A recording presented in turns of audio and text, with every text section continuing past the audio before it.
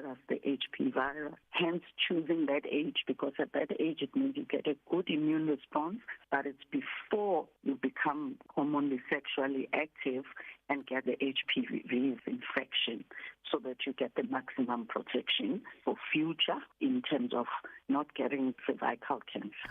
And finally, South African singer Tyla has won her second Grammy, clinching the Best African Music Performance category. This is her second win in 3 years. She won it for Push to Start, released as part of her debut album in 2024, with her music cited for blending pop, R&B and amapiano. With this win, Tyla becomes the first person to win the category twice since its inception in 2024. Sharon Bryce Peace reports. Tyla continued her winning streak after making history with Water in 2024 when she won the inaugural Best African Music Performance category. Push to Start's win comes after its success last year at the MTV Video Music Awards, winning the 2025 Afro Beats category. Tyla beat out stiff competition this year that included Burna Boy, Davido featuring Omar Lay, Eddie Kenzo and Meran Martin, and Ira Star featuring Wizkid. The victory reinforces the South African singer-songwriter's status as a global pop force and coincided with the announcement that her highly anticipated second album, T2, was currently in development. A recap on the top story at this hour. The U.S. declared a stark policy shift towards 3 West African countries which are battling Islamist insurgents and whose military governments have cut defense ties with France and turned towards Russia. That's all for now. For any stories you'd like to share with us, please send us an email to newsroom@channelafrica.co.za, or you can call us on +27 11 714 4459. For Channel Africa News, I am Chanduko Ligege. SABC News. The African Perspective. On the Move with Benjamin and Palesa every weekday on Channel Africa. The African Perspective.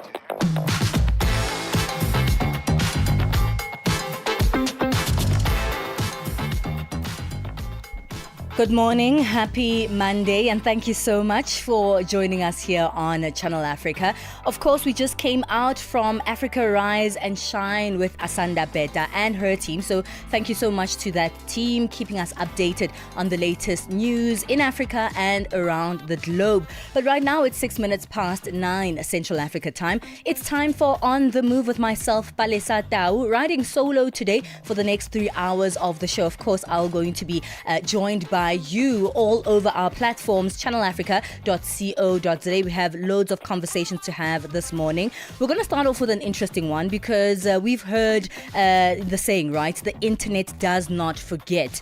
And when you have been part of a scandal that has gone online, when you have been accused of something, anything that has also gone online, it's so hard for you to carry the burden of that particular accusation, even if you've been cleared of all wrongdoing, because once again, the internet does not forget. So today we're going to be speaking to a brand reputation specialist about how do we look at that challenge, how to move forward with, an accusation sort of sitting on your shoulder like a monkey on your shoulder forever, and the internet continuously reminding you that, hey, we have not forgotten, but sort of forgetting that you have also been recused of all wrongdoing. How do you navigate the world and clear yourself moving forward? That's going to be an interesting one. The African View is the debate feature that we have every Monday here on The Move. And today we're finding out whether or not schools overvalue certificates and undervalue talents. 2 people are going to be hashing it out on our debate this Monday morning, and we're going to find out from them where they stand in that particular conversation. And then we wrap up today's conversation with our fitness and nutrition, and we're looking at how sometimes these post-holiday blues, you would say, affect how our minds and body functions now that we're fully back at work and back in the thick of things, but how we can actually use nutrition to serve as a powerful reset. All that and more coming up here on The Move this morning. Do join us on our live streams on Facebook, Channel Africa, on YouTube, Channel Africa 1, and at Channel Africa 1 on all our social media platforms, X, Instagram, you name it. Welcome to On The Move. Get set and be ready to go.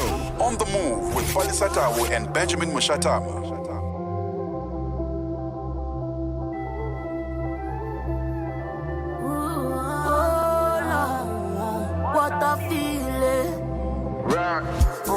Everybody choose sunny energy. Everybody wanna study to my melody. And the baby them a study blow my phone up. Getting money and a nigga never fold up. High taste and I guess I'm on the body to buy shit dada.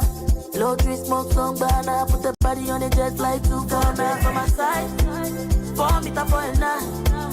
Tell him I can knock you on the skipping double lifestyle. Bad bitches wanna ride. Never alone with my guys. I'm a Liverpool on this side. Topping life like face. A banger. Bad bitches wanna ride. I feel good. I feel nice. Oh Lord, what a feeling. I feel good. I feel nice. Oh Lord, what a feeling. Baby, Daruma, no day Daruma. Daruma, no day Daruma. I got the package, I'm causing damage, and I get back 20 points, savage. Not any baby, the money magnet, I give them back to back on rampage. Yeah, I want yeah, they want them, many, okay, top you like you're on the baby, on Monday. Yes, you to the air, back to the bone, I'm back. This is Tenny kickstarting the conversations and the music this morning. This one is titled Blankets, 10 minutes past 9 Central Africa time. Keep Africa in your hands. Connect to our website for all your news, sports, and cultural updates. channelafrica.co.za. Channel Africa 1060. 6 decades of stories, voices, and vision. África. Conhece o Ntivani? Claro que sou eu. Ntivani é o amante da música de corpo e alma. Eu amo música africana. Ele aprecia todos os tipos de melodias e passa os seus dias a ouvir a Channel África. Adivinha só, a Channel África quer ajudar o Ntivani e os amantes da música em todo o lado a descobrir ainda mais música incrível. Por isso, a Channel África está a convocar artistas africanos a submeterem as suas músicas. Músicos, lembrem-se de nos dar todas as informações relevantes no music@channelafrica.co.za. As submissões são a vossa oportunidade de ser ouvidos, mas não garantem inclusão na lista. Todas as submissões serão cuidadosamente analisadas para verificar se cumprem os requisitos da nossa estação. Canal África, a perspectiva africana. Keeping you on the know and on the move.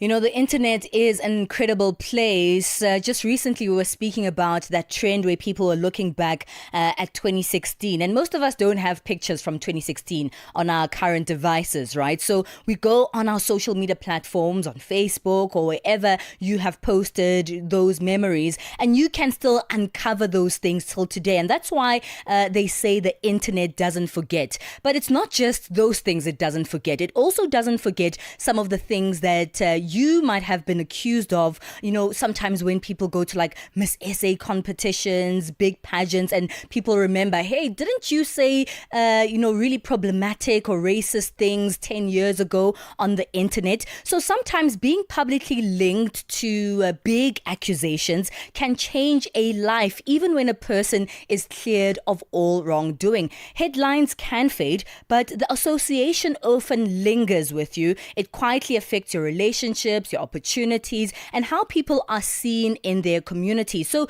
beyond the social perception, the systems they navigate, from digital records and background checks to institutions and professional networks, rarely forget either. And that's what we're speaking about today. The challenges of moving forward and how dignity is maintained in everyday decisions, when you're navigating accusations that just won't go away. Joining us today is Soli Moeng, who's a brand reputation specialist. Soli, thank you so much for your time. Good morning. Welcome to Channel Africa. Hello, Palesa. I'm very happy to be here. Thank you. You know, it's a beautiful thing, that online space, and it's true that the internet doesn't forget. We use it to our advantage, like I used, the picture example when we're looking for something that happened a long time ago. But in the same way, people can also look for things that you did, you say, you were accused of a long time ago, and still view you in that very same lens, even years later. Yeah, absolutely. Look, there are two kinds of accusations. There are true accusations, and there are also fabricated accusations. I think either way, let's start with the fabricated ones. It should be easier. Uh, the thing is, we live in an era where, a lie over and over repeated becomes truth for some people. But I think it's important that you explain, that we give, don't let a lie be told about yourself without giving your side of the story. Because as you say, when people go into the internet to look for stuff, they only find what is being said about you, irrespective of whether it's true or not. They don't find what you said in response to that. Of course, some people will just say, oh, he or she denied. But I think it's important to, if it's a really serious thing, just issue a short statement to say, I'm aware of this accusation. This is not true. This is exactly what happened, so that it's also out there. But be open to to freely talk about it. You don't have to be, putting it yourself into that conversation or offering the topic all the time. But when it comes up, you do need to be able to speak to it. You need to know what you're going to say to it. Now, if it's a serious accusation that is also very true, maybe you murdered somebody or you whatever, you also need to say what you've done to correct yourself, to correct that. Acknowledgement is important, because if you don't acknowledge something, you deny it, and you know it's true, then you end up with the facts being put out there because you didn't deny it. You kept saying, maybe I wasn't there or didn't say that. Maybe you might have been recorded. Maybe pictures of you might have been taken doing whatever it is that you're being accused of. I think it's always best to say, you know what, I did that. That was the biggest mistake of my life. I shouldn't have, and this is what I'm doing to recover from it, to make up for it, as it were. And obviously, it depends on the nature of what happened, because some of it could be costly. But running away in denial all the time is not always helpful. It could also be, some people could say, look, we live in a world it's a fast-moving news cycle, and people forget quickly, because other things keep happening. But as you say, if they search, they will find that stuff. It's best to deal with it than not to deal with it. Yeah. Solly, we are now living in a time where we've seen the real life repercussions of your own actions, but also, other people's actions towards you on the internet. We see it quite often. In fact, these days in South Africa, we see it almost every year, where they are like Miss South Africa finalists, and then people go and dig up your tweets from 10, 20 years ago, some of them when you were even a teenager, and people say you were a bully, you were a racist, you were this, that, and the other. And we've seen them leaving the competition, or even been taken out of the competition because of things that happened, sometimes as early as your teen years, which were a very, very different time, I suppose, if you've gotten much older. So yes, it is quite important to really navigate what happens with us on the internet, but we can't really have control over everything. How do we have control over accusations? Because accusations are something that come from the outside, that are accused towards you, and they're not on your timeline, but they're on everyone's timeline, but that's your name.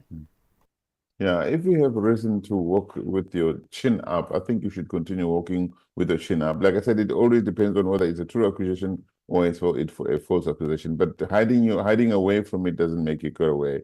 It go away. And the thing is, as you say, you're going to end up, say, wanting to get into business or some kind of partnership with people in the future who get reminded of these things. These people are concerned about their own image, because their own stakeholders, their own shareholders might say, listen, you can't get involved with this person because of what happened 20 years ago, 10 years ago, or whatever.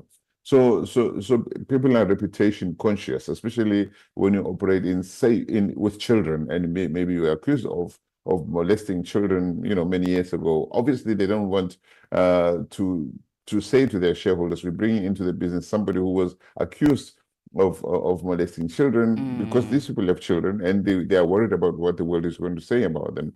I think it really is best to deal with this thing, the truth that always set you free. As I say, it's a pity because there's an avalanche of news all the time. People forget. You think you've said it once, but it keeps coming back. It keeps coming back. It keeps coming back. So have a ready statement. That is standard. That is true, honest, but that's not changing all the time. Or you say, good, I'm aware of X, Y, Z that is being thrown at me, and this is my story. I had a friend who went through the whole thing. Somebody I know last week. She's an artist who went through a difficult time. She she couldn't deliver on all the artwork that she had promised to do. And one of her clients from whom she had taken money already, they put it on the internet to say, don't go to this lady, she's banned, she's a liar. And she's actually not a liar. She went through a really, really difficult place. I said, look, just put it in there. I said, look, I'm aware of the accusation. I'm really, really sorry that I haven't been able to. I'm in communication directly with this person. I'm really surprised that this thing is appearing here. But don't be arrogant about it. There are people who are malicious who really just want to destroy you. Well, let's take a break. I want us to come back and look at strategies that you can take in place. I mean, not all of us are brand reputation specialists or even have links with brand reputation specialists. And so when this happens, we want to find out, do I put out a statement that I typed out on ChatGPT, or do I put it out myself? What if I don't have the right words to say the right things about these accusations? But also, how do I move forward with my life? I mean, I still have a bright career, bright future ahead of me, relationships ahead of me that I need to sort of shake this thing off that's like now a monkey on my shoulder. So we'll continue speaking to Soli Moeng, brand reputation specialist, after this break. Africa's story shines at 60. Channel Africa. The African perspective. Be inspired. Stay informed. Channel Africa, the beauty of life. Now available anytime, anywhere with our new app. Are you fluent in French, Chinyanja, Portuguese, and Kiswahili? Are you passionate about radio? And are you looking to work in South Africa? Do you have papers that qualify you to work in South Africa? In that case, we might have an opportunity for you to work for Channel Africa. Send us your CV and demo at newsroom@channelafrica.co.za. Remember, if you don't hear from us within 14 days, it means you have not made it or you have not been selected. Channel Africa, the African perspective. Hashtag on the move and connect with us. How do we navigate a world that doesn't forget, especially online, if you've had accusations towards you, and particularly if you've been cleared of all those accusations, of all wrongdoing? How then do you move forward in a world that doesn't forget, where people will continuously associate you with that particular accusation? We're continuing this one with Soli Moeng, who's a brand reputation specialist. Now, Soli, let's speak a little bit about what the steps you need to take. So now you're trying to start over, you're in a new leaf, maybe time has gone past and you're trying to navigate your own world in different ways, and people continue remembering this thing that you were accused of, even if you were cleared of the wrongdoings in that particular instance. You put out a statement about it. Do I type it on ChatGPT? Do I use AI? Do I use my own words? How do I know if I'm going to be saying the right thing? Well, ChatGPT or artificial intelligence are tools that should be used, but they should be used carefully. We can use it to help you draft something. If you brief it, it churns out the thing for you, but you must still read the thing and be sure that it's what you really want to say. Don't just, put it out there if you're not sure that's what you want to say. You need to be truthful. The thing with putting a lie on top of something is that you're going to find yourself having to put lies over and over again to hide the previous lie, and then you get to a point where you even forgot the initial lie, and then you contradict your initial lie. So just be truthful. Just acknowledge if you've done something wrong. Acknowledge I did something wrong. It was wrong. It really was wrong, and I feel bad about it. And this is what I've done to correct that. But if it wasn't true, you also say, look, I am aware of that accusation. I have no idea where it comes from, and I don't want to get into fights that are not necessary here. I'm here for this business. I'm not for that. I've explained myself. If anyone has evidence that I did what I'm being accused of, please show it. Put it on anywhere you want, okay? Because if you know deep in your heart that there's no evidence that what you're being accused of is not true, then you can be able to walk into any room with your chin up. There will always be malicious people out there who really don't want to see you succeed, unfortunately. And some of them could be your friends who just don't like you having that thing that they don't have. But the only thing you have is your conscience. If your conscience says, I did something wrong, just acknowledge it. Some people at least, frank acknowledge. And when you're lying, people can pick it up. When you're not lying, they can pick it up. But you must remember that if you lie, that lie is going to continue haunting you, and one day it's going to trip you. Just deal with it, move on. Yeah. And if you have to repeat it in different venues, you don't have to dwell on it. There's a difference between like going on forever on it and say, listen, I'm aware of that. It's an unfortunate thing. It happened. But it's not happen. It didn't happen the way it's being said. But just be honest. There'll always be people out there who stand with you. Mm. I've seen a strategy that some people implement, sometimes a little too soon on social media when, such things come up, the accusations and so on. And that would be like threatening people with courts and lawyers. Other than the threats themselves, when would be the right time to actually bring in the law in that situation where you continuously have to like defend yourself on social media and people continue spreading, if there are lies, they continue spreading those lies about you on social media? When is the right time to sort of like, okay, I think I need to bring the law in now here because I'm not going to be able to have a life with this following me and with these people being so malicious towards me online?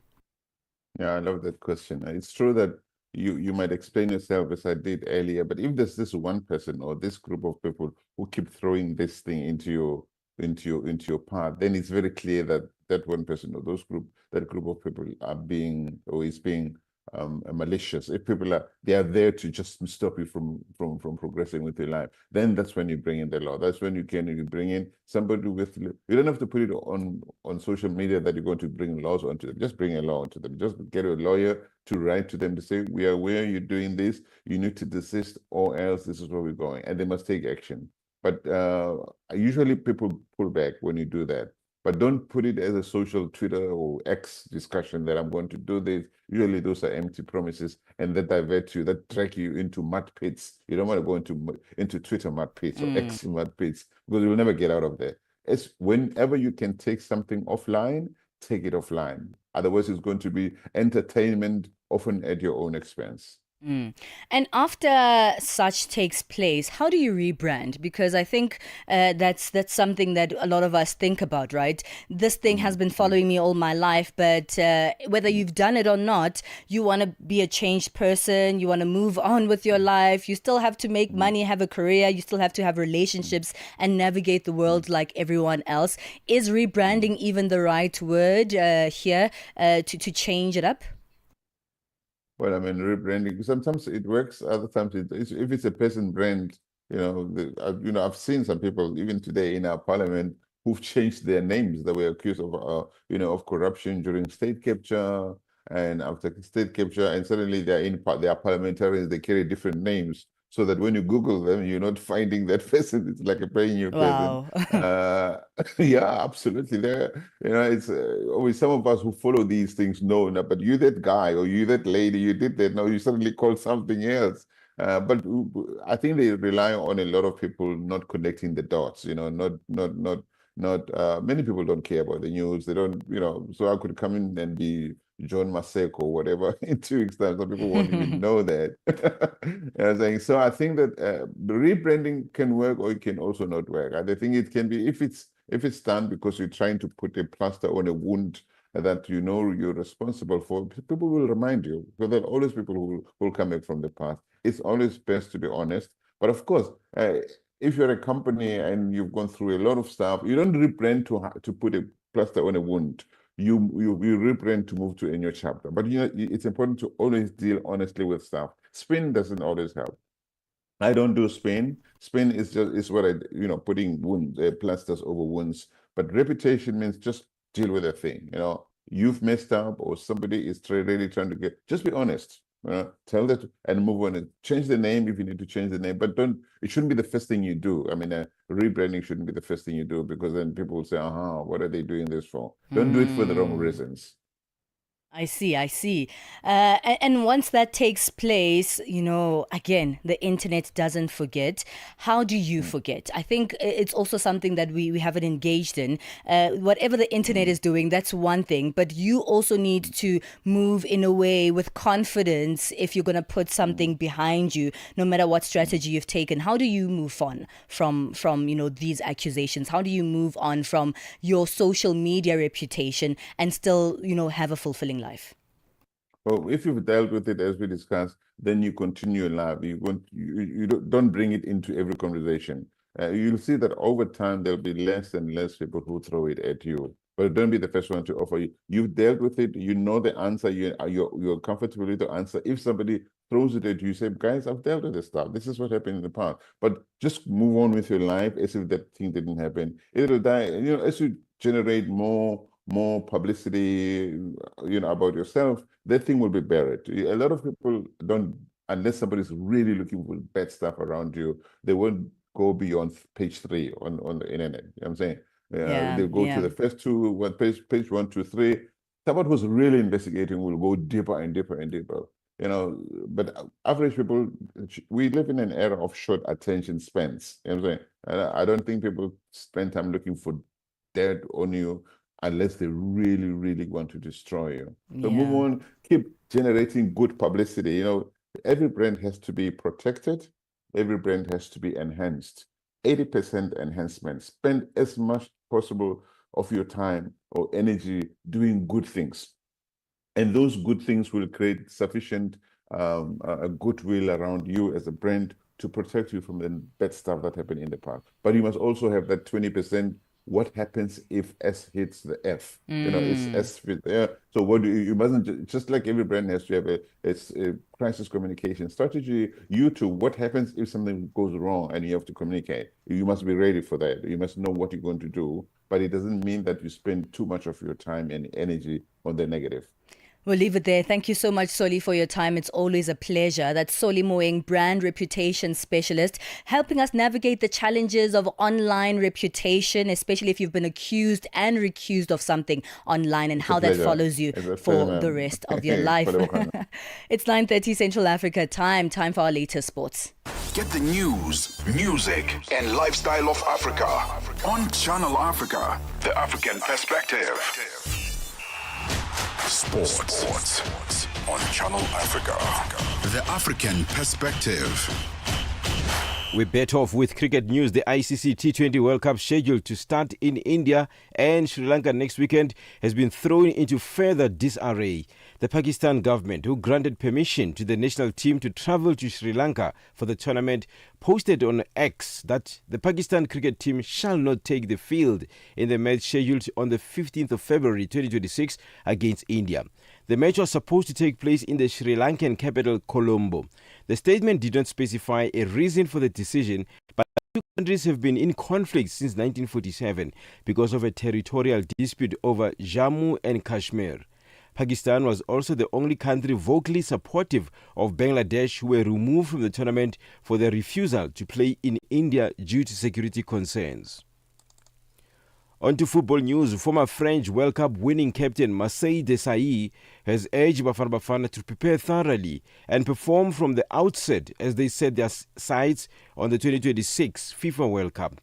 Desailly lifted the World Cup in 1998 alongside football greats such as Zinedine Zidane and Thierry Henry. He emphasized that strong performances in the first two matches are crucial for building confidence, belief and momentum at the tournament, which will be jointly hosted by the United States, Mexico and Canada. Desailly explains. Prepare yourself to straight away perform. Why you have to perform straight away is because through that performance on the first two match, you get the confidence. And through the confidence, you can have the belief that brings you to another level. So you need to prepare yourself very well before. Because South Africa, they don't have that big individuals that we were having, like Zidane or Thierry Henry. They have a collective, yes, they have the captain who is also the one that will lead the whole team, but you need to prepare yourself very well, be fit, physically and mentally and disciplined. Desailly, alongside football legend Spiwe Shabalala, graced both events in Pretoria and Johannesburg, amplifying the World Cup fever that has descended on the country. Desailly emphasized the importance of winning the first two opening matches of the tournament to calm down the nerves. All together at the same time needs to be at their best to be able to perform, and something will happen, I'm sure. And the first two matches are key, absolutely key, on the confident aspect. On to tennis news. Carlos Alcaraz became the youngest player to achieve the career Grand Slam when he defeated Novak Djokovic in the 2026 Australian Open final. Either way, it was going to be a historic day in Melbourne. Djokovic was chasing a scarcely believable and record-setting 25th Grand Slam, but this day saw 22-year-old Alcaraz etch his name into the history books via a 2-6, 6-2, 6-3, 7-5 scoreline at the Rod Laver Arena. For most of Djokovic's 10 Australian Open titles, the Serb couldn't buy a share in support from the Melbourne crowd.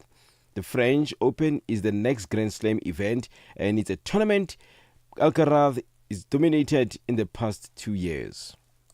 Let's wrap up with boxing news. Undefeated Shakur Stevenson captured a world championship in a 4th division after shutting out fellow American Teofimo Lopez Jr. to win the WBO junior welterweight title at New York's Madison Square Garden. Stevenson, who won Olympic silver in 2016, frustrated his opponent with a straight right to the body and held off Lopez's late counter-offensive with accurate shots from his left hand.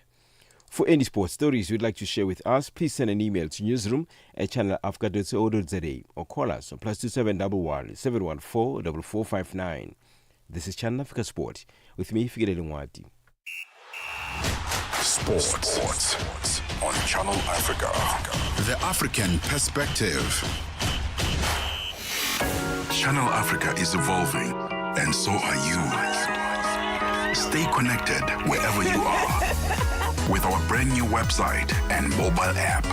Stream your favorite shows, catch up on African news, culture, and conversations, all at your fingertips. Africa is just a tap away. Your world, your stories, now on the go. Stay connected wherever you are. Visit channelafrica.co.za or download the Channel Africa app today. Channel Africa, the African perspective. Thank you so much, Fikile Ngwati, for that sports update. Let's move on and get our latest business news.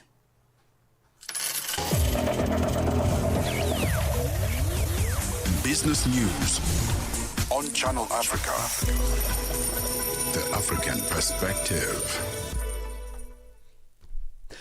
A very good morning. Nigeria's trade and investment relationship with Turkey is set for a major boost following President Bola Ahmed Tinubu's recent state visit to Ankara. According to Dela Oye, chairman of the Nigeria-Turkey Business Council, more than 9 bilateral agreements were signed across key sectors including higher education, defense, trade, diaspora cooperation and halal products, a development expected to significantly deepen economic ties between the two countries. Senior international trade consultant Collins Makwe. It's pretty ambitious, but reflects strong political will and emerging commercial opportunities. Right now, annual bilateral trade is roughly $2 billion.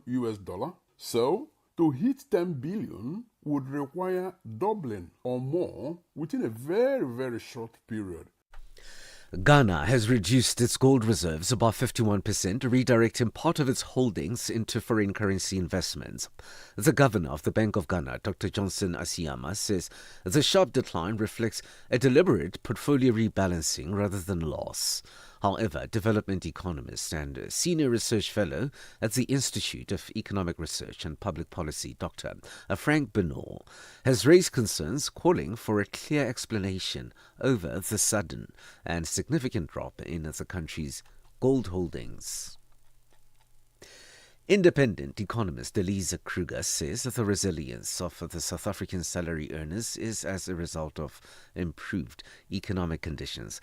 Kruger says that the improvement comes at the backdrop of companies seeing increased profit margins. The resilience of net salaries, despite multiple challenges in the South African economy in 2025, is a reflection of the gradual improvement in economic activity observed.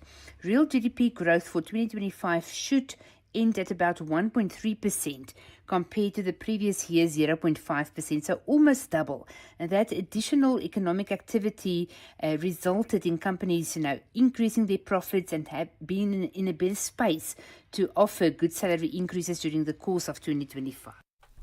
The South African rand lost its footing after the greenback appreciated against a basket of currencies. The JSE was swayed by volatile precious metal prices, with the all-share index shedding more than 4% at Friday's close in Bell. A more than 10% decline in the top 10 resources index and 11% decrease in the precious metals and mining index also weighed on the rand. It is currently trading at 16 Rand 23 to the US dollar. Asia's factory activity expanded as solid global demand lifted export orders, offering policymakers some assurance the hit from a higher US tariff has run its course for now. Japan and South Korea saw manufacturing activity grow at a multi-year pace as big markets like the US sustained a momentum. China's factory activity expanded at a faster pace in January as export orders rebounded. $1 in Nigeria is trading at 1,386 naira. In Botswana, it's at 13 Bula 996. Kenya, 128 shilling 453, and Zambia 19 kwacha 70. The BRICS countries in Brazil, the dollar there will cost you 5.25. Russia 75 rubles 956. India 91 rupees 61. China 61.95, and in South Africa it's at 16 Rand 23 cents. 73 pence a British pound, 84 euro. Gold $5,183 and platinum $2,494 per ounce Brent crude oil. $69.96 a barrel. For any business stories you would like to share with us, please send us an email to newsroom@channelafrica.co.za or call us on +27 11 714 4459. For Channel Africa Business in Johannesburg, I'm Tabisola Hogo. Business news on Channel Africa. The African perspective. Tune in and turn up the volume. This is Channel Africa. 6 decades of rhythm, resonance, and relevance. We are Channel Africa, the African perspective. Este é o Caleidoscópio de Canal África, com Remo Samo e João Yabalá. A situação do ativista angolano Serrote José de Oliveira, preso desde julho, tem gerado grande preocupação internacional. Conhecido como General Nila e presidente do movimento União Nacional para a Total Revolução de Angola, Serrote iniciou uma greve de fome em protesto contra a sua prisão, que considera arbitrária. De acordo com a Amnistia Internacional, o estado de saúde do ativista está a deteriorar-se rapidamente devido à falta de acesso a cuidados médicos adequados. Para discutir o impacto deste caso e o estado da liberdade política em Angola, vamos conversar com Dito Dale, ativista e defensor dos direitos humanos. Nós estamos diante de uma clara estratégia de aniquilar o jovem, porque quando uma pessoa está doente, deve ser assistida. Ao não proporcionar esses cuidados médicos, o que é que o regime quer? Não quer que esse jovem saia livre e com vida da prisão, quer matá-lo. De segunda a sexta-feira, das 20 às 21 horas locais, este é o Caleidoscópio do Canal África. The right music, all the time.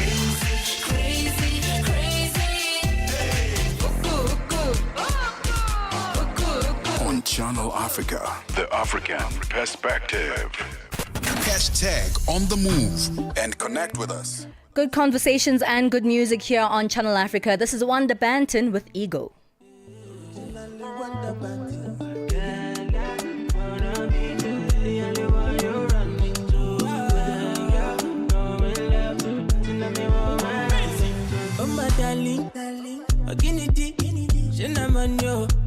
I got them plenty, you know they feed for my back, so I put them in a Ghana Moscow. Big, show my yati, show ability, oh. Cause my brand make us spend $1 million on you.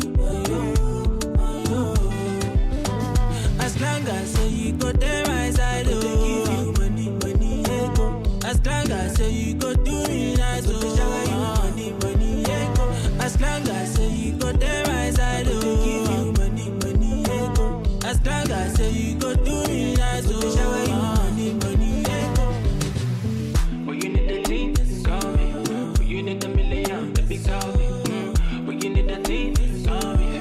When you need the million, baby, call me. I say I be sure boy, cause I come from Port Harcourt. If you got me, get lippy jackpot. Not the dummy, believe in action, eh. But on a Sunday, Monday, any other day, till a day for you. But on a Sunday, Monday, any other day, till a day for you. Oh my darling, oh guinea, shenaman yo. Me I got a plenty, you know the feed for my back, so I put them in the Ghana Moscow. Big, show my yati, show ability, oh. What's my friend make us spend $1 million on you, As long as say you go there my side, oh. Give you money, ego. As long as say you go do me nice, oh.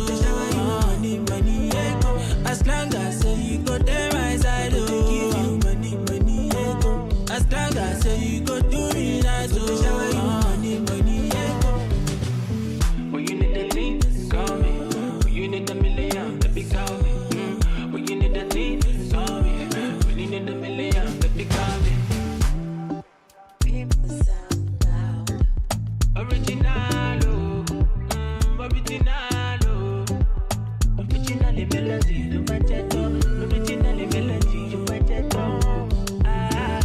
We are on Open Views Audio Bouquet, Channel 628.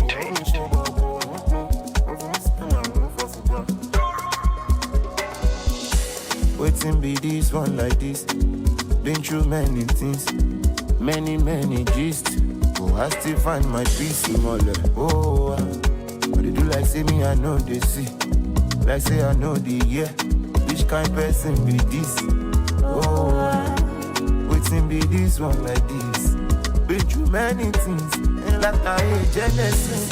I be dealing with enemies. Survivor, me unique, money chaser, faster than a bullet, flying like a rocket. Bad man we never rest. King of South and the West, faster than a car. Mon fait banissa, faster than a benzo. You below level so. Bad vibes on the ground. Reading my psalm, I'm so biblical. I hate to look at them with them to nigga. They won't say your nigga. They want to turn your teacher.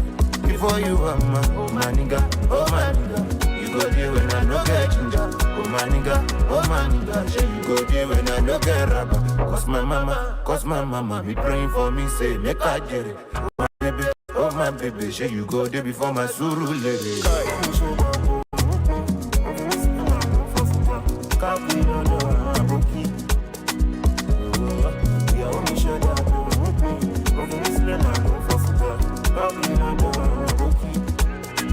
Oh, waiting be this one like this.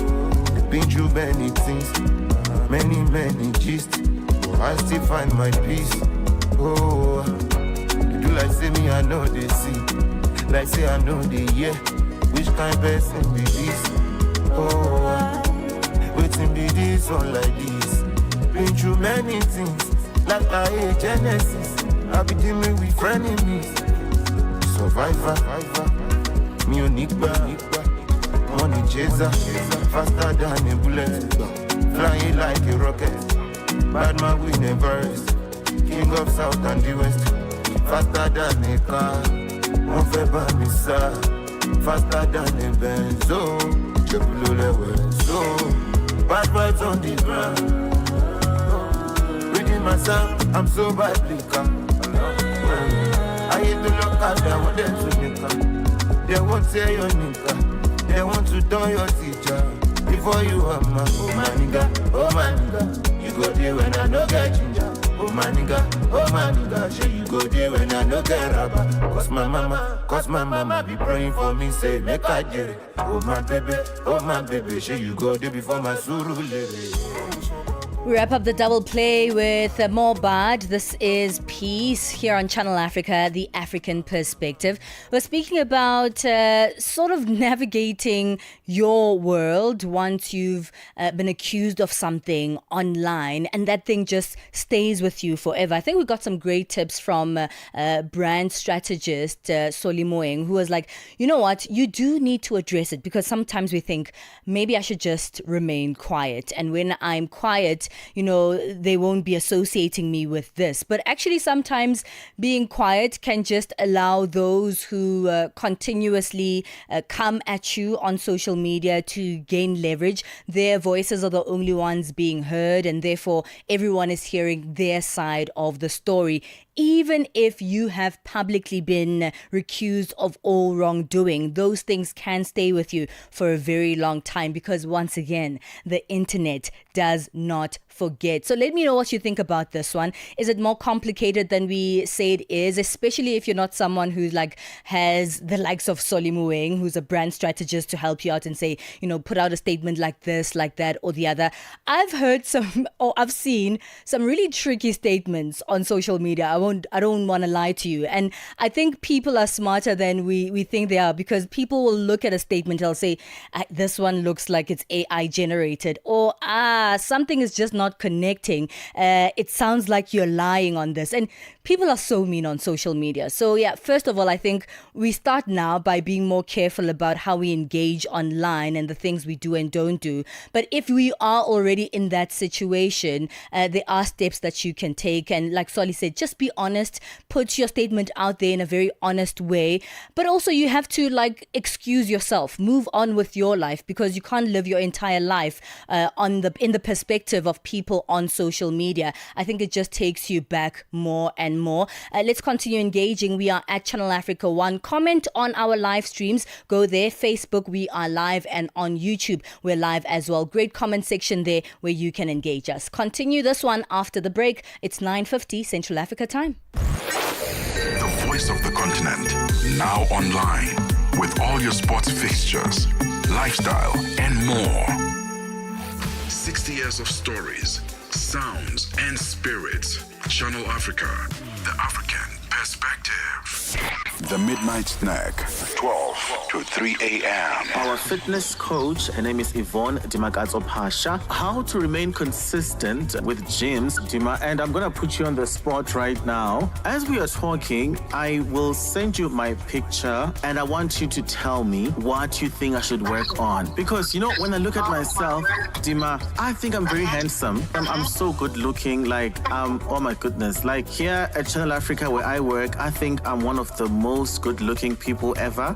Sometimes when I look at myself in the mirror, I never get used to how good I look. I'm just amazing. You're okay with the way you're looking. You wish people could and now you want to put me on the spot. Do I need gym? Yeah. I mean, if you can just consider eating healthy, cutting down a few foodstuffs such as junk. The Midnight Snack, every Monday, 12 to 3 a.m. with Chanduko Ligege. We're officially 7 days out from the new era on SABC2. A full week to go, and already you can sense momentum building across the lineup. No fairy tales, just the facts and the music you love on Channel Africa.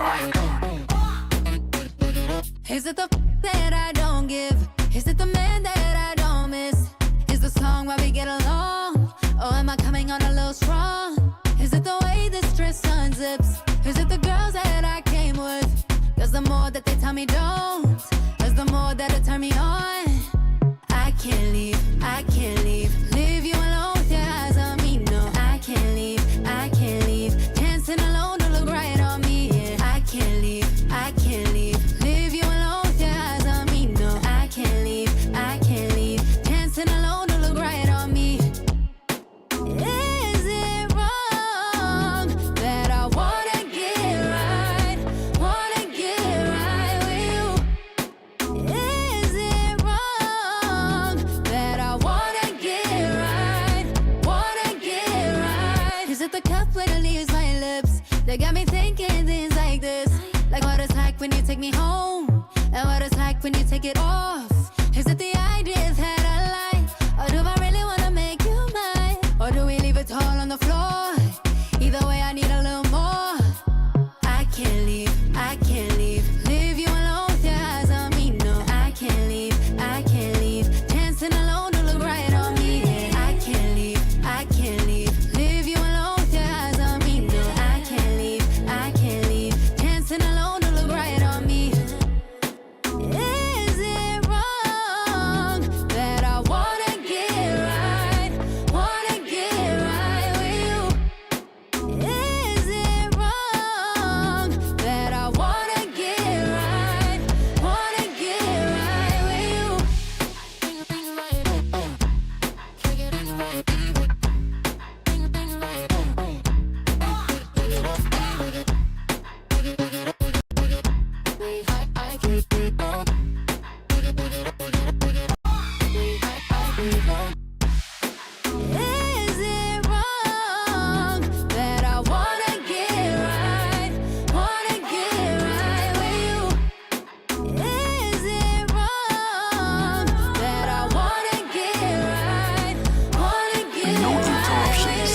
just the music you love on Channel Africa.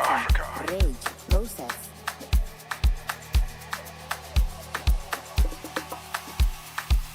Wine up for me, slow down for me. Get boo. Only while on your me, I'm on your dance for me. Girl, you the best, girl, you the best. All over me, all over me. Need you in my bed, need you in my bed. You take time for me, you take time for me.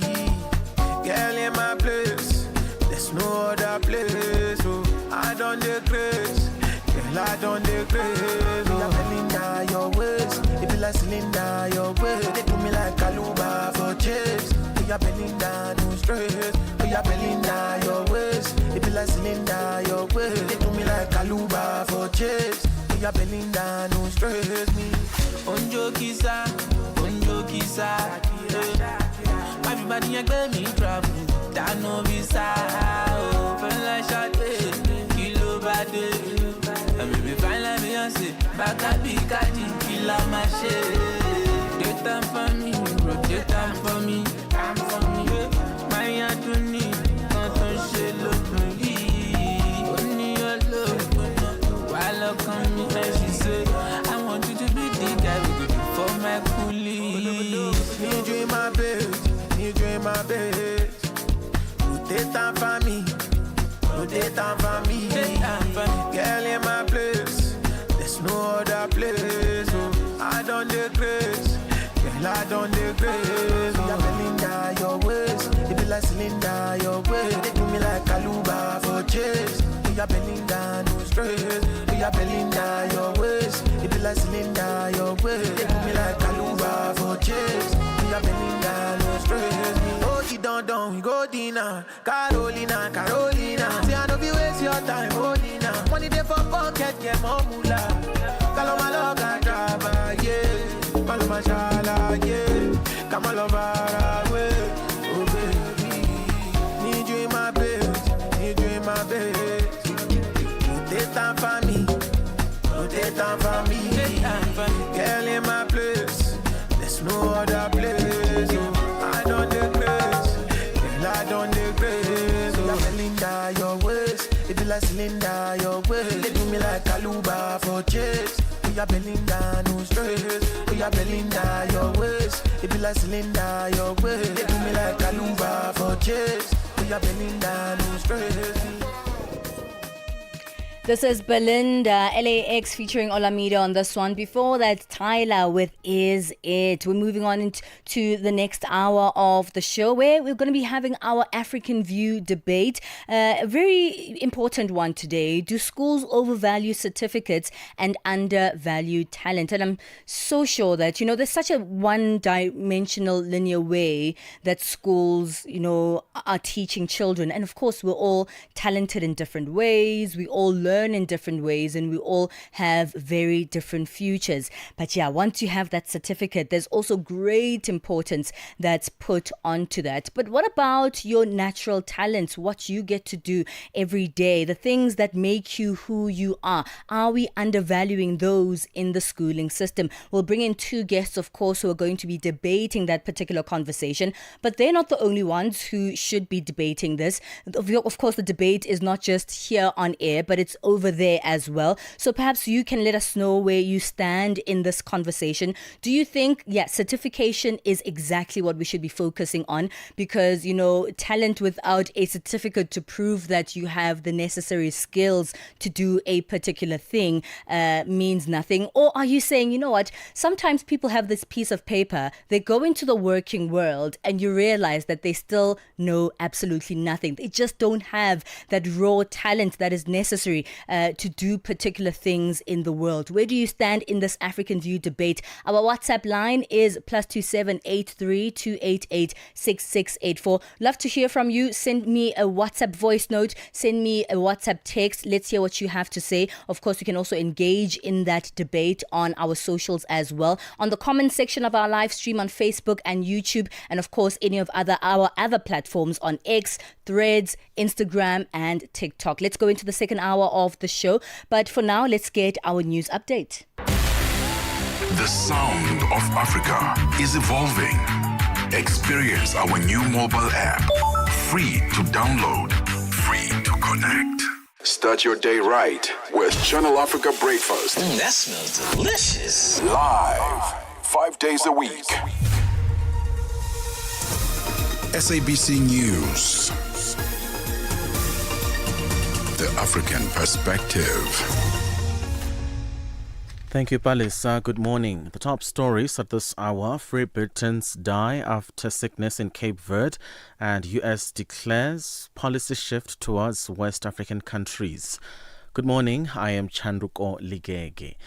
The families of 4 British people who died of food poisoning in Cape Verde last year are now suing the holiday firm TUI. The tourists aged between 55 and 64 died within 4 months after contracting gastric illnesses while on the islands off the West African coast. Lawyers representing the families, Erwin Mitchell, says the 4 are part of 6 Britons who died after holidays there since January 2023. The holiday firm says it is investigating the personal injury claims, adding it provided support to customers who reported feeling unwell. The U.S. has declared a stark policy shift towards 3 West African countries which are battling Islamist insurgents and whose military governments have cut defense ties with France and turned towards Russia. The State Department announced that Head of its Bureau of African Affairs, Nick Checker, will visit Mali's capital Bamako to convey the U.S. respect for Mali's sovereignty and chart a new course in relations, moving past policy missteps. It adds that the U.S. also looks forward to cooperating with Mali's allies neighboring Burkina Faso and Niger on shared security and economic interests. In other news, the family of a 36-year-old missing Somali businessman based in South Africa, whose car was swept away by strong currents in a river in the Limpopo province, has taken it upon themselves to search for their relative. Businessman Nur Ali, together with a man whose identity is still unknown, were swept away while crossing an overflowing Lowing Bridge 2 weeks ago. The vehicle has been retrieved about 300 meters downstream on Sunday last week. Family spokesperson Muhammad Ali says they want the body found so they can find closure. Okay. He said, when you lose for somebody, dear brother, very valuable, and then you have no dead or alive, you don't know where is he the right moment, because if you find the body, you just forget and forgive for that point. But there is no way to find, and then it's very difficult to see whether it's dead or alive, and then back home, the family, mother, sisters, other brothers, they are worrying about people, they don't sleep well.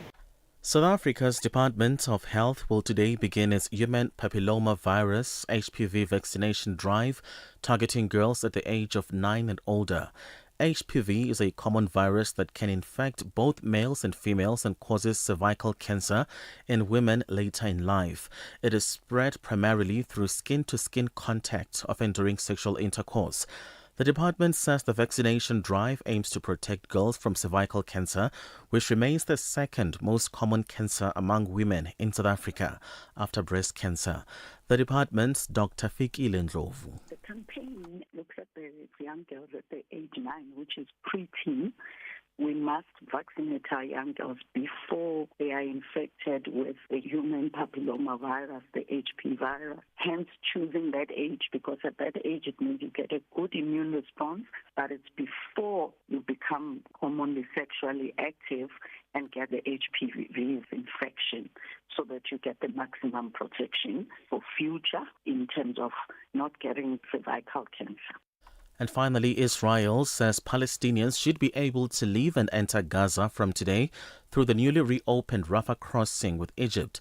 The Israeli authorities will allow the limited movement of Gaza residents but no aid convoys. Sam Rose, the director of affairs at UN Relief and Works Agency for Palestine Refugee, explains what's likely to happen at the crossing in the coming days. It's not clear quite how this will work in the days to come. What we know for sure is that any movement of Palestinians into and out of Gaza will remain extremely limited for the foreseeable future. Despite that, this is a positive development. The Rafah crossing is the single lifeline that Palestinians have to the outside world. There are tens of thousands of desperately ill Palestinians that need to get out urgently for medical care. We hope that that will now start to happen in larger numbers than we've seen over the last 2 years. The top story at 10. The families of 4 British people who died of food poisoning in Cape Verde last year are now suing the holiday firm TUI. The tourists aged between 55 and 64 died within 4 months after contracting gastric illnesses while on the islands of the West African coast. That is all for now. For any stories you'd like to share with us, please send us an email to newsroom@channelafrica.co.za, or you can call us on +27 11714 4459. For Channel Africa News, I am Chanduko Ligege. SABC News. The African Perspective. Get Channel Africa on DSTV Audio Bouquet. Channel 802. On the Move with Benjamin and Palesa every weekday on Channel Africa, the African Perspective. All right, it's Monday. That means it's debate day here on The Move for the African View. In today's debate, we're looking at whether or not schools overvalue certificates and undervalue talent. We're bringing in 2 people, Khomotso Mwalusi, who is an activist, Hendrik Makaneta is also an education activist, to hash this one out between the 2 of them. But it's not just about them, it's also about you. Where do you stand in this debate? Do you think schools overvalue certificates and undervalue talent? It's the debate for the day. Stay with us here on Channel Africa. ChannelAfrica.co.za is our website, of course. DSTV 802, OpenView 628. Those are audio bouquets. And the Channel Africa app is another great way to find us here on Channel Africa.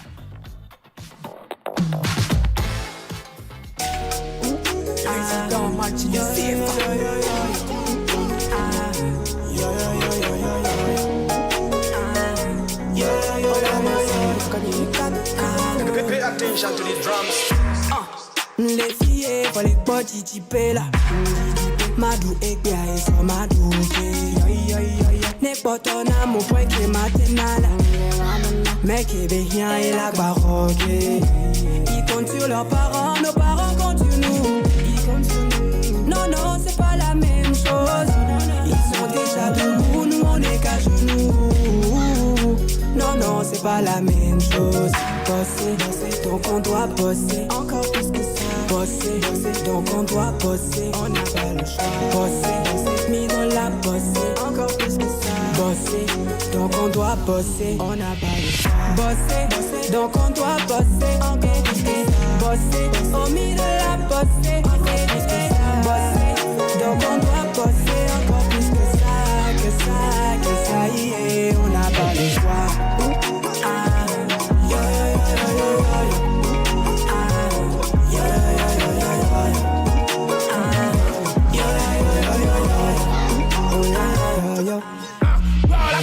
Osala doublé, y'a mis ton prend, y'a mis les toits, mais à Kalaïtra, et moi la tive, nous comme on dit, ouais, la femme, y'a coup de petit peu quand nous y'a dit, pour qu'on s'en met cahier de test à y gazer. Y'a rien que les toits, pas qu'à pour qu'on nous complète, ouais, les gazer. Et vous nous, le goro, le keketa, je me sens cancé, non, la huta. À ce cas, je vais en nous dire, tu vas voir, yo les tibia, sur le coup, ça se coumia. À mon moyen, quoi, la tête, on y a un agasaga, mais ma béha, dodo, ma don, coupa, longo. Que vous les ringa, bah, quoi, la tête, on y a chalé, c'est un ango. Ils comptent sur leurs parents, nos parents continuent. Non, non, c'est pas la même chose. Ils sont déjà debout, nous on est qu'à genoux.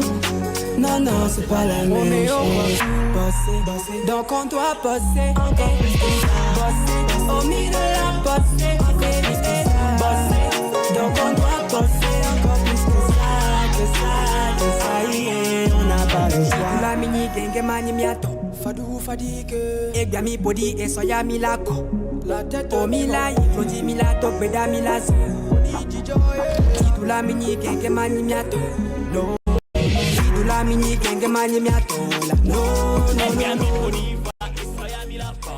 Togo, stand up. This one is coming from your country. Vesti and Pikaluz on this one. Boser, it's 10 minutes past 10 Central Africa time. We're about to go into the African View debate, where today we're looking at whether or not schools overvalue certificates and undervalue talent. Where do you stand in today's debate? Let us know on +27 83 288 6684.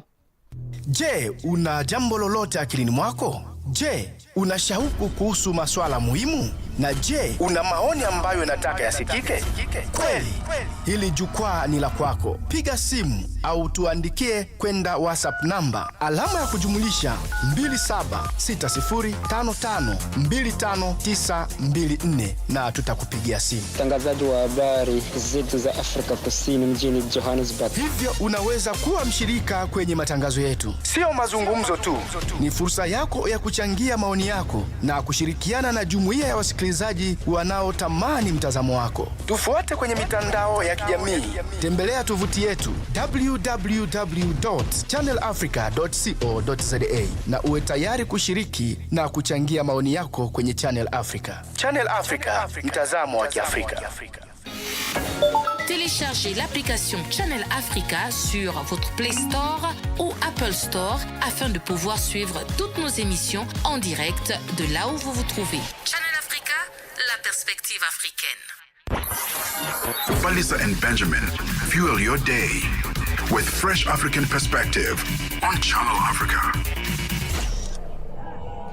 Okay, it's time for the African View. I love this one, and this is where we bring in our guests to debate a particular contentious issue on the continent and across the world. Today we're looking at whether or not schools overvalue certificates and undervalue talent. On one side, we'll explore the view that traditional exams may fail to recognize creativity, leadership, and real-world skills. And on the other side, we're considering the argument that certificates remain essential for fairness, structure, and opportunity. Today, hashing it out on The View is Hendrik Makaneta, who's an education activist, as well as Khomotso Moalosi, who is a neurodiversity activist. Thank you to both of you for joining us in today's Africa View debate. I'm going to start with you, Khomotso. Let's hear your opening statements on the topic of the day. Do schools overvalue certificates and undervalue talent? Good morning. Good morning, Palesa and everybody on the call. This one is a very tricky one. You know, when I read the argument, there's bits of truth in both, but I'm going to lean on mine. I do believe, whether it's due to pressure or whatever, the valuing on certificates doesn't even take into account the quality of that certificate. So sometimes you may find learners or students who have other talents that may not necessarily be explored or brought about in an academic space, then you let them through the cracks. And I'm also a very big believer that in nurturing of talents, one of the things that you're able to bring through is a sense of community and perseverance and understanding the greater good. It also is very helpful in building a bit more of a growth mindset where one can not be stagnant in one way, but be able to see the broader view. And like I said, just to wrap that up, it will never be one. Certificates have got their value, but they are dependent on other things. Students need a holistic education in order to be effective. And people who contribute to society as a whole. All right. Let's come to you, Hendrik. Good morning to you as well. Let's hear your opening statements on this particular debate. Where do you stand? Well, quite honestly, I think that the manner in which our education system is designed, obviously it corresponds to what is happening in the entire world, where learners have to, in one way or the other, they have to receive some form of, assessments, which ultimately will lead to a certificate in terms of our national qualification framework.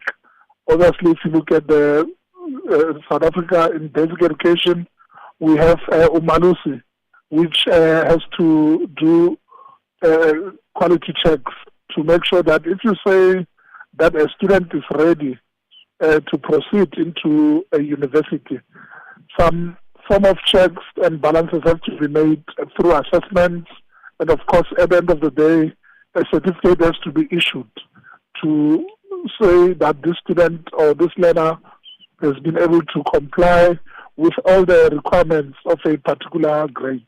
And it's not only happening in the basic education sector. Even in the education space, you have structures such as the chair, the Council on Higher Education, which has got a responsibility to do quality checks for universities to make sure that if a university is offering a particular degree, they should be able to meet certain requirements. And once students have complied with all the requirements of that particular degree, be it an LLB degree or an engineering degree, it has to be checked. Moderations have to be done so that we can safely say that the student is qualified. Imagine if, certificates were not given or if people were not taken through these processes. We can't just rely on talent alone. You can't say this person is good, we know he can heal people. But you have to actually have these doctors go through, tests thoroughly, where at the end of the day we can be able to safely say this doctor is ready to be able to work with the patients. He is skilled in a particular stream, and therefore the certificate must be issued by the relevant institution. So that is where I come in to say we have to defend this practice because it is a long-standing practice which involves experts, especially in the particular field where learners or students have to be assessed from that. The only way in which we can safely say that these students are ready is through certificates which are not only issued out, but they're also, looked after by the bodies such as the Council on Higher Education or the Umalusi in the case of the National Senior Certificate. All right, Khomoto, I'm bringing the ball back in your court. I mean, Hendrik is speaking about compliance, basic requirements, where everyone is tested according to those requirements. And that certificate says, yeah, we know for certain that this person can do a particular thing. What do you say to that? I mean, it's one thing to have compliance and basic requirements. Are you saying that this overlooks how we learn, who we are, and our various skills and talents as individuals? I'm saying that we need to find balance. There needs to be a balance in between so that we are not just churning out just the certificated. And I love the fact that he spoke about our current reality, that we have taken a bias towards this approach. But in taking that bias, we have poured out something from the bottle, like, for example, personality aptitude test, which could also be helpful. To get a better sense of what is happening, because one of the things we must ask ourselves is if we've been taking this approach and certificates are the way that we've been going, what are we getting on the back end of this? Is it translating in what happens in our society, what we need economically in our labor market, etc.? So I think the gist of my argument is based on we need to go further than compliance. We need those elements of organic intelligence coming through with some sort of measure. So I think the measure that we do right now is almost a bit of a tick box, and that's why earlier I mentioned the issue of what is the quality of the certificate. Because Umalusi that had certificates of the LLB degree that was the original 4-year that you had to do the B unit or the B talk before you went into it. How is this certificate still holding up against the current, where sometimes it seems that some of these qualifications in the pursuit of having more certificates, have actually been watered down in quality. So yeah, that's my position. All right, we're going to take a break. I love how we started it off, and we're going to continue the debate after this break. Where do you stand in this one? Do you stand on the side of natural talents and skills having to shine through in various industries, or is that certificate enough to show that you have met the requirements of that particular work that you're going to do? Let us know where you stand on this one. It's the African View, +2783 288 6684. Yeah, it continues after the break, so stay. Across Africa, communities rise with the promise of clean water and clean sanitation. The African Union's 2026 theme calls us to action. It's about mobilizing real commitments, securing climate-resilient water and sanitation projects, and ensuring that water becomes a driver of sustainable development and prosperity across the continent. A landmark moment, not only for Africa, but for the global movement for access to safe water for all. Assuring sustainable water availability for every home, every village, every nation. This is the Africa we want. Channel Africa, the African perspective. On the move, weekdays, 9 a.m. to midday. Only on Channel Africa. #On the move. Do schools overvalue certificates and undervalue talent? That is the African View debate we're having this morning with Hendrik Makaneta, an education activist, and Khomotso Moalosi, who's a neurodiversity activist.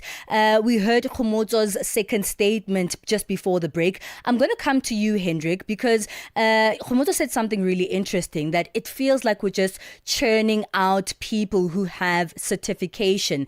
And if I, Palesa, am particularly good with memorizing things and writing tests, it might not particularly mean that I'm the best person for a particular job or role. And, you know, Khomotso is saying there is no practical element for us to know whether this person with certification actually is better than someone else who might have, more talent and more skill towards this thing. Maybe they're just good at memorizing and writing tests. And it seems like the education system, that's what it's preparing us for. Memorizing, writing tests, passing and receiving the certificate.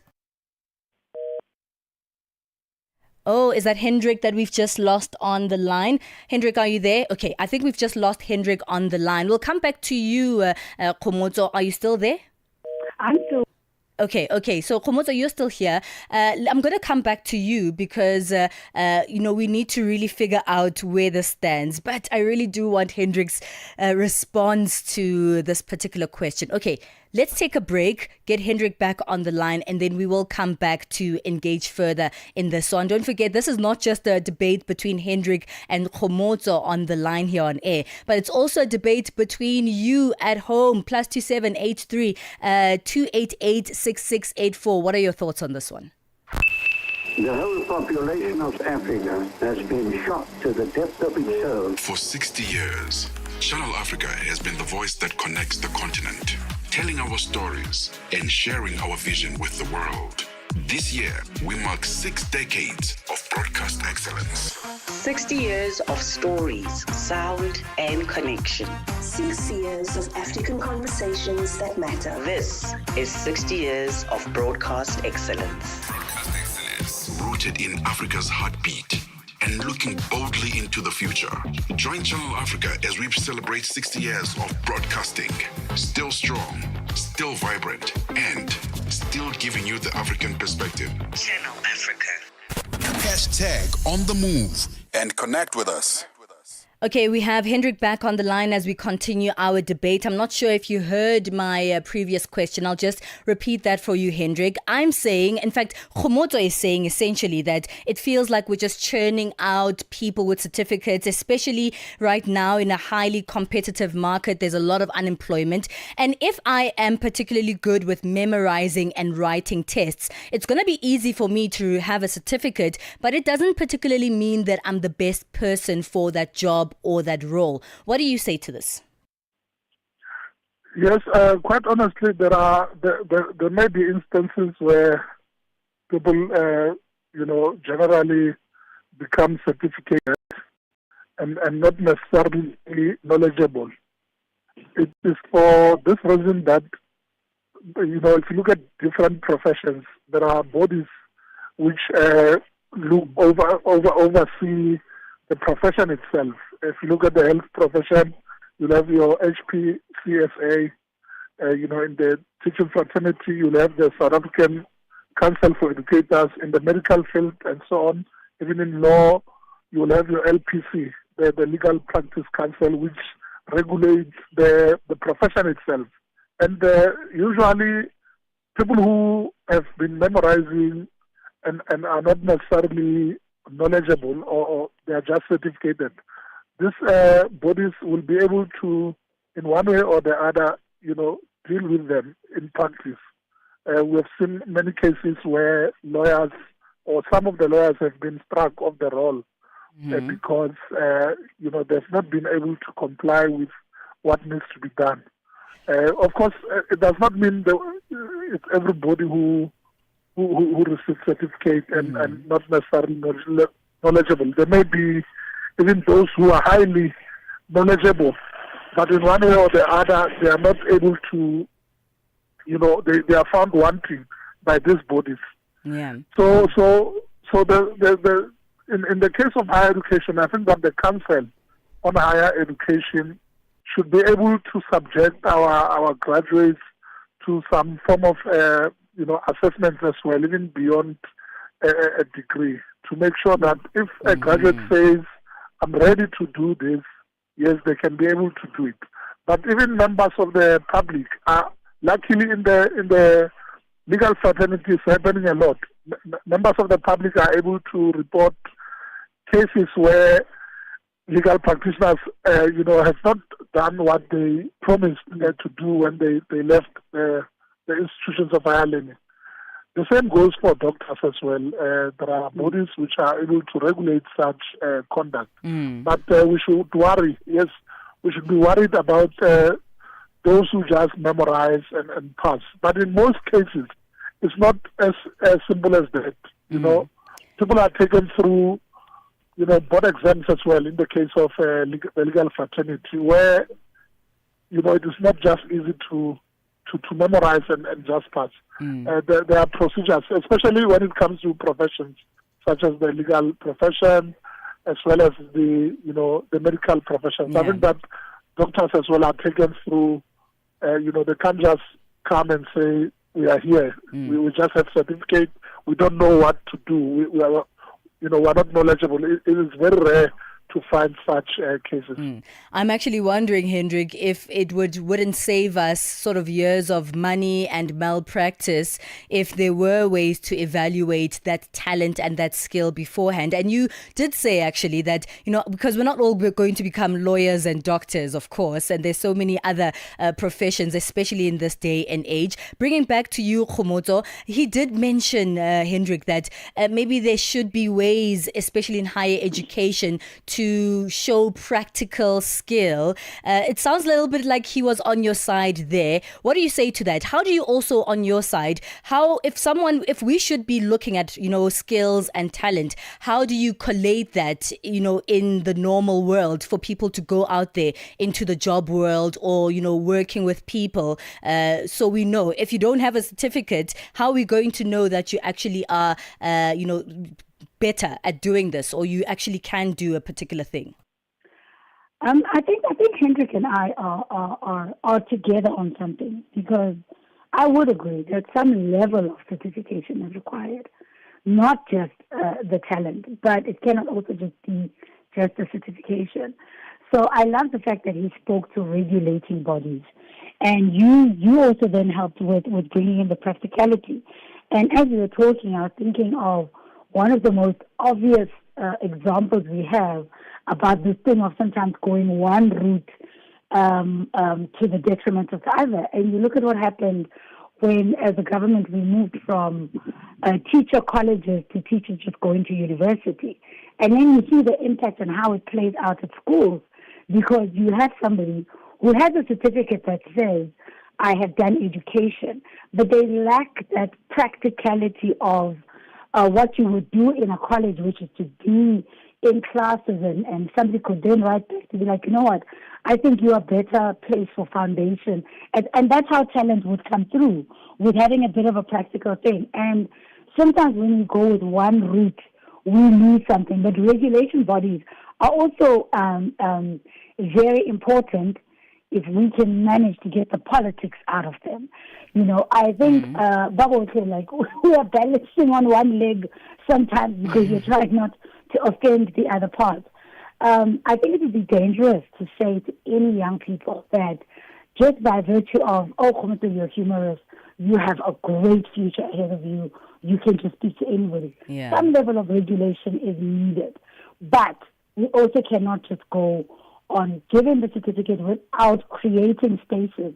And this is the last one, Palesa, and this is where a lot of the difference you see between our schooling systems. Sometimes when you're talking private schools or independent or smaller schools, you're not just talking the amount of money that people pay. You're talking the holistic experience that somebody gets of sports and culture and whatever. Yeah. So learning to do different things while also, because sometimes, and I will take a bit of the neuro thing. Yeah, we have to wrap it up, Khomoto, so please be brief with your last word. To balance themselves out. Thank you, sorry. All right, thank you so much. We've run out of time. Thank you to both of you for that one. You can also participate in this one. Where do you stand? Do you stand with Hendrik or do you stand with Khomoto? +27832886684. Thank you to our guest, Hendrik Makaneta, an education activist, and Khomoto Mwalosi, who is a neurodiversity activist. Do you think that schools overvalue certificates and undervalue talent? Let us know. It's 10:31 Central Africa time. Fikile Lingwati is back with our latest sports. Sports on Channel Africa. The African perspective. First up in our sports update, we bet off with cricket news. The West Indies claimed a consolation win in the match reduced to 10 overs aside at the Wanderers to end South Africa's defeat in the international in pink. With no ODIs scheduled in South Africa this summer, the annual fixture to raise awareness and funds for breast cancer treatment took place in the shortest format and was made even shorter after prolonged delays for lightning. Still, the sellout crowd got their money's worth in an entertaining encounter as both teams left everything on the field in the final competitive fixture before next month's T20 World Cup. With the series already won, South Africa may not be too unhappy with the outcome, especially as their middle order, untested in the game 1 and 2, had a hit out, while West Indies' ability to hold their nerve under pressure will stand them in good stead ahead of the major tournament. On to football news. Former French World Cup winning captain Marcel Desailly has urged Bafana Bafana to prepare thoroughly and perform from the outset as they set their sights on the 2026 FIFA World Cup. Desailly lifted the World Cup in 1998 alongside football greats such as Zinedine Zidane and Thierry Henry. He emphasized that strong performances in the first 2 matches are crucial for building confidence, belief and momentum at the tournament, which will be jointly hosted by the United States, Mexico and Canada. Desailly explains. Prepare yourself to straight away perform. Why you have to perform straight away is because through that performance on the first 2 matches, you get the confidence. And through the confidence, you can have the belief that brings you to another level. So you need to prepare yourself very well before. Because South Africa, they don't have that big individuals that we were having, like Zidane or Thierry Henry. They have a collective, yes, they have the captain who is also the one that will lead the whole team, but you need to prepare yourself very well, be fit, physically and mentally and disciplined. Desailly, alongside football legend Siphiwe Shabalala, graced both events in Pretoria and Johannesburg, amplifying the World Cup fever that has descended on the country. Desailly emphasized the importance of winning the first 2 opening matches of the tournament to calm down the nerves. All together at the same time needs to be at their best to be able to perform, and something will happen, I'm sure. And the first 2 matches are key, absolutely key, on the confident aspect. On to golf news. German golfer Freddie Scott edged out Patrick Reed and Callum Hill in a 3-way playoff to win his first European Tour title at the Bahrain Championship. scored began the final round 2 shots behind overnight leader Hill, but put level after a 3 under 69 as they finished 17 under par for the tournament alongside former Masters champion Reed. Reed, who plans to return to the PGA Tour later this year after leaving the LIV golf circuit, won the Dubai Desert Class last week and hauled himself into contention again with a closing 67 in Bahrain. Let's end with boxing news. Undefeated Shakur Stevenson captured a world championship in a 4th division after shutting out fellow American Teofimo Lopez Jr. to win the WBO junior welterweight title at the New York's Madison Square Garden. Stevenson, who won Olympic silver in 2016, frustrated his opponent with straight rights to the body and held off Lopez's late counter-offensive with accurate shots from his left hand. For any sports stories you'd like to share with us, please send an email to newsroom@channelafrica.co.za or call us on +2711 714 4459. This is Channel Africa Sport with me, Fikile Lengwadi. Sports on Channel Africa. The African perspective. Download the SABC app and take Channel Africa with you everywhere you go. Channel Africa is moving with the times, and so is our WhatsApp line. We've changed our WhatsApp number, making it even easier for you to stay connected. Send us your voice notes, comments, shout outs, and song requests to our new WhatsApp number, +27 83 288 6684. That's +27 83 288 6684. Save it, share it, and stay in the conversation. Channel Africa, the African perspective. We keep things moving with our latest in business.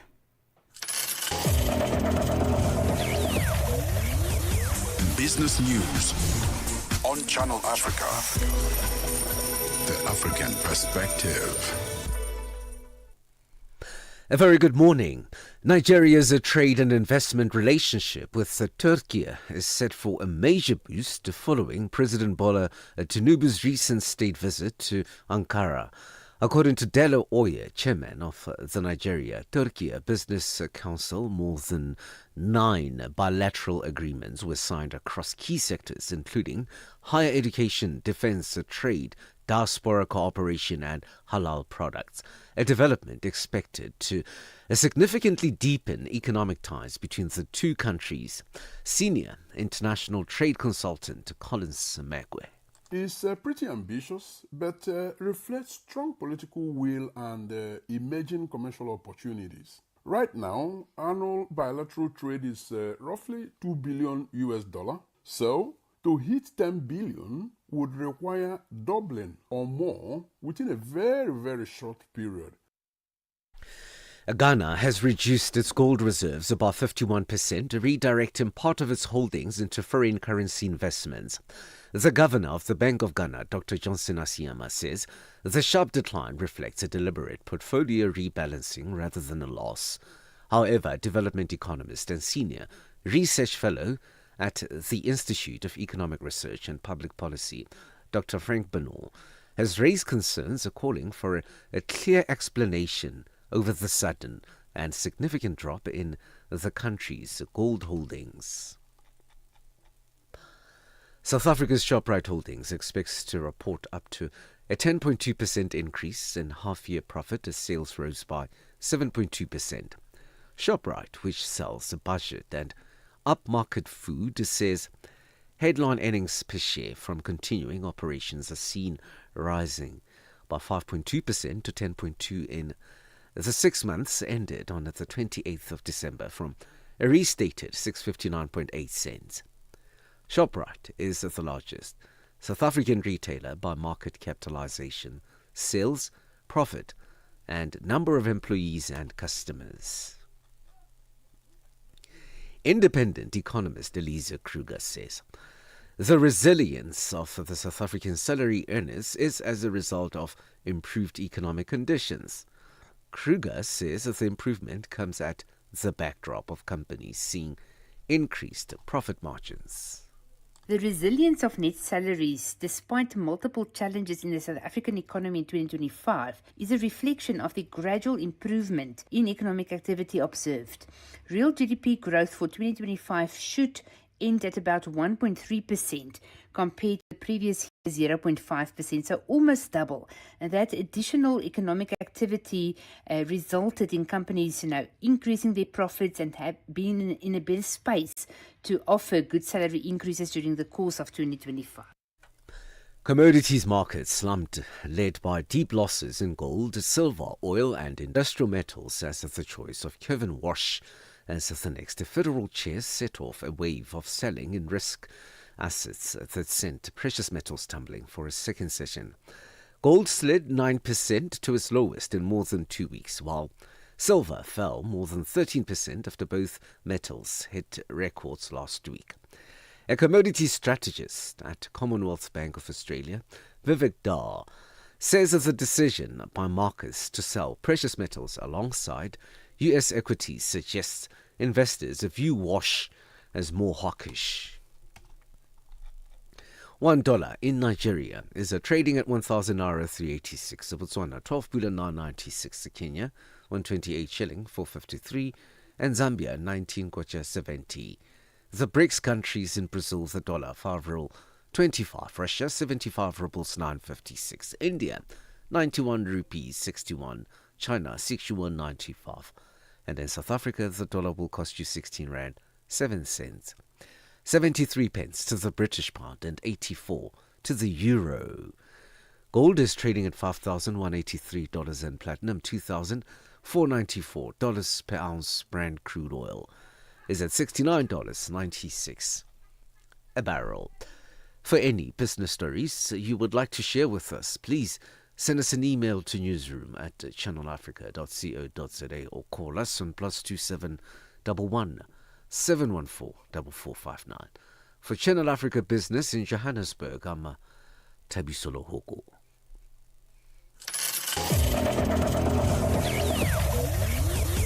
Business News on Channel Africa.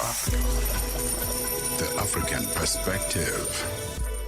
Madapiri pazoshitika. Madapiri pazoshitika.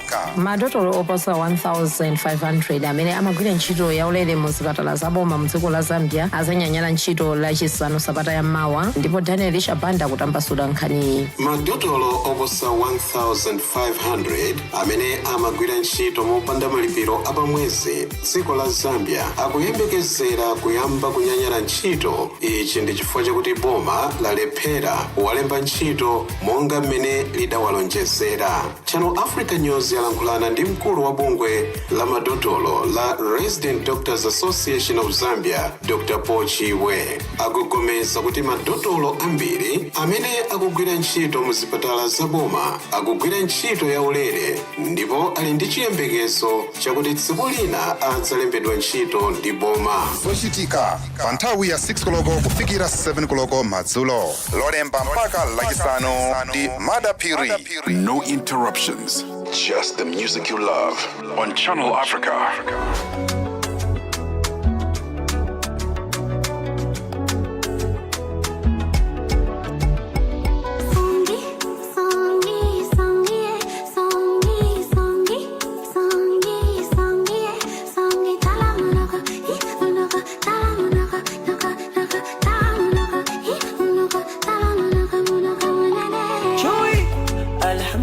You're mine.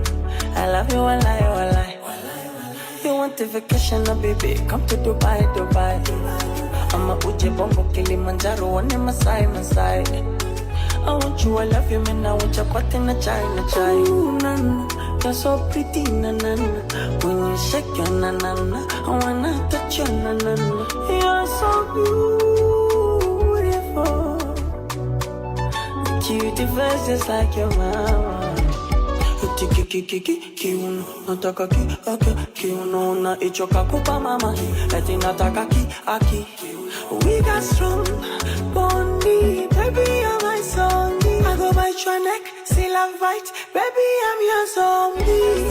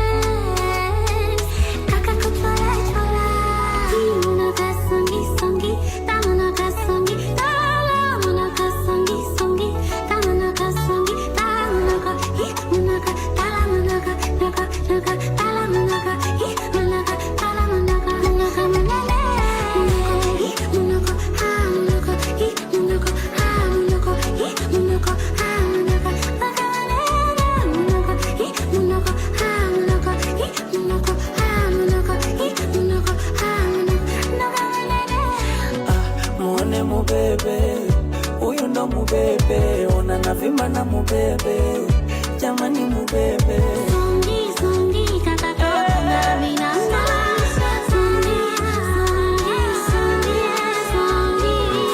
Moving to a world of African music. This is Channel Africa.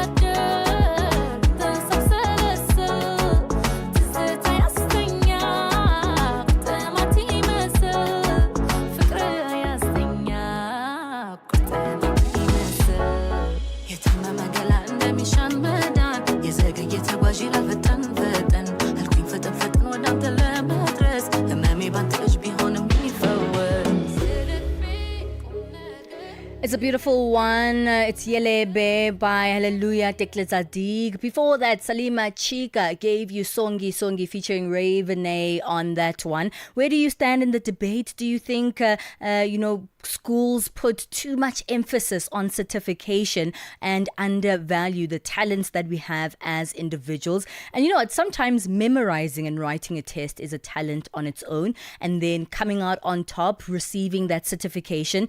Maybe you've been in the workplace as well, or even like in university, higher education, and you're like, I've been seeing that the people that I work with here, I know they have the qualifications, and some of them, in fact, have higher qualifications than me, but they actually don't know how to do this job, and they're constantly asking me for help. But aren't they supposed to be the ones with postgraduate certificates while I just have a diploma? Why do they keep asking me? Where are their talents? What do their certificates say about them? Maybe let us know where you stand on this one. At Channel Africa 1, we are on your social media platforms.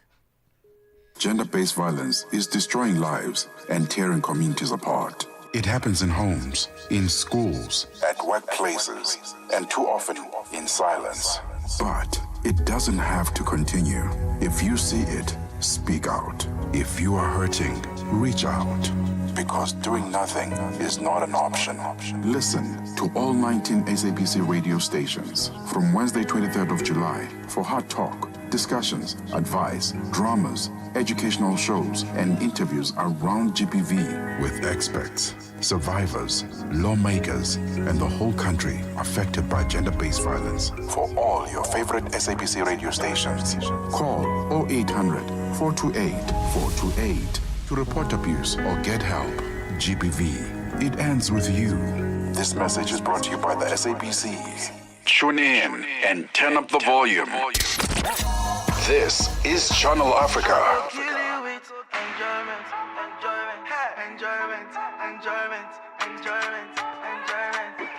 I go kill you with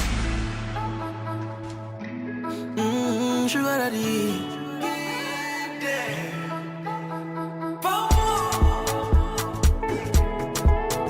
Oh Lord of mercy.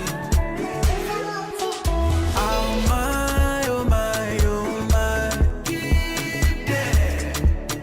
I want to see you shaky, shaky for that.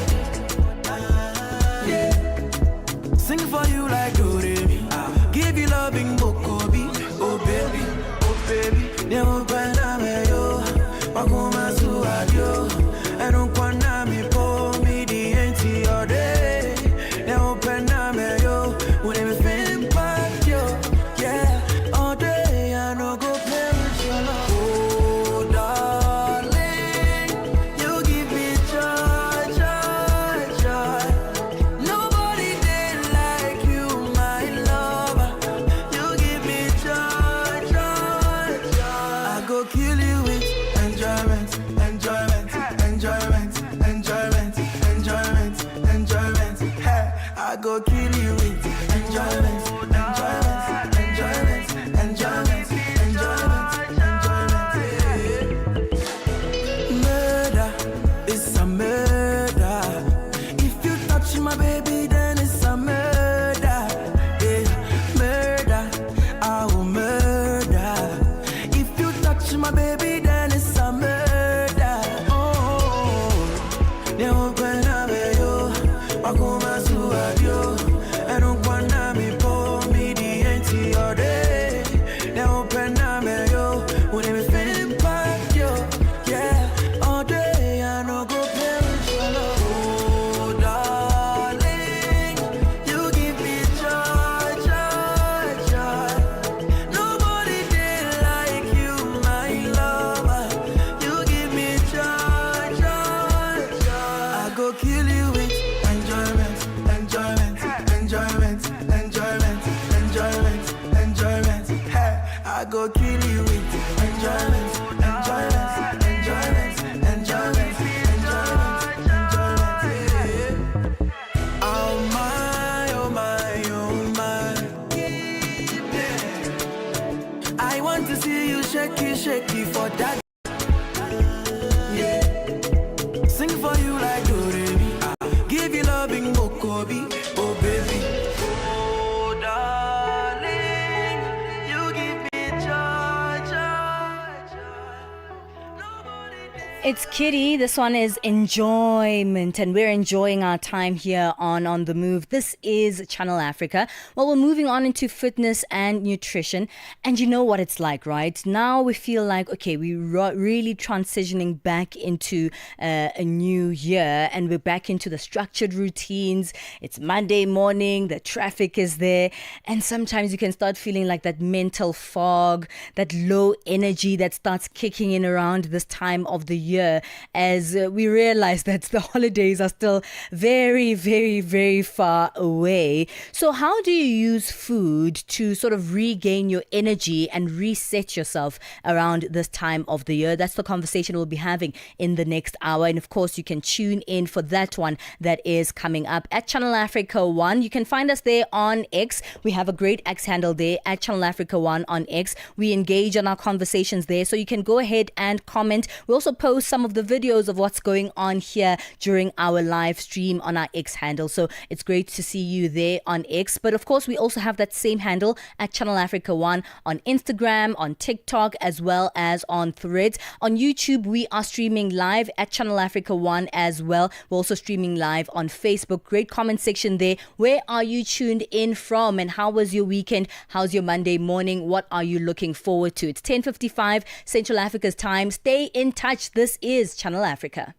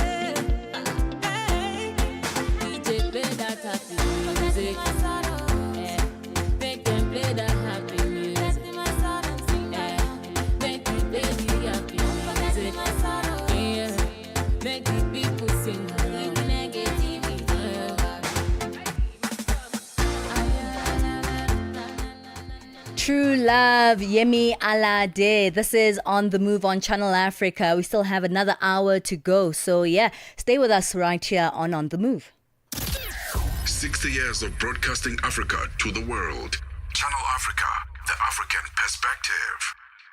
We are officially 7 days out from the new era on SABC2. A full week to go, and already you can sense momentum building across the lineup.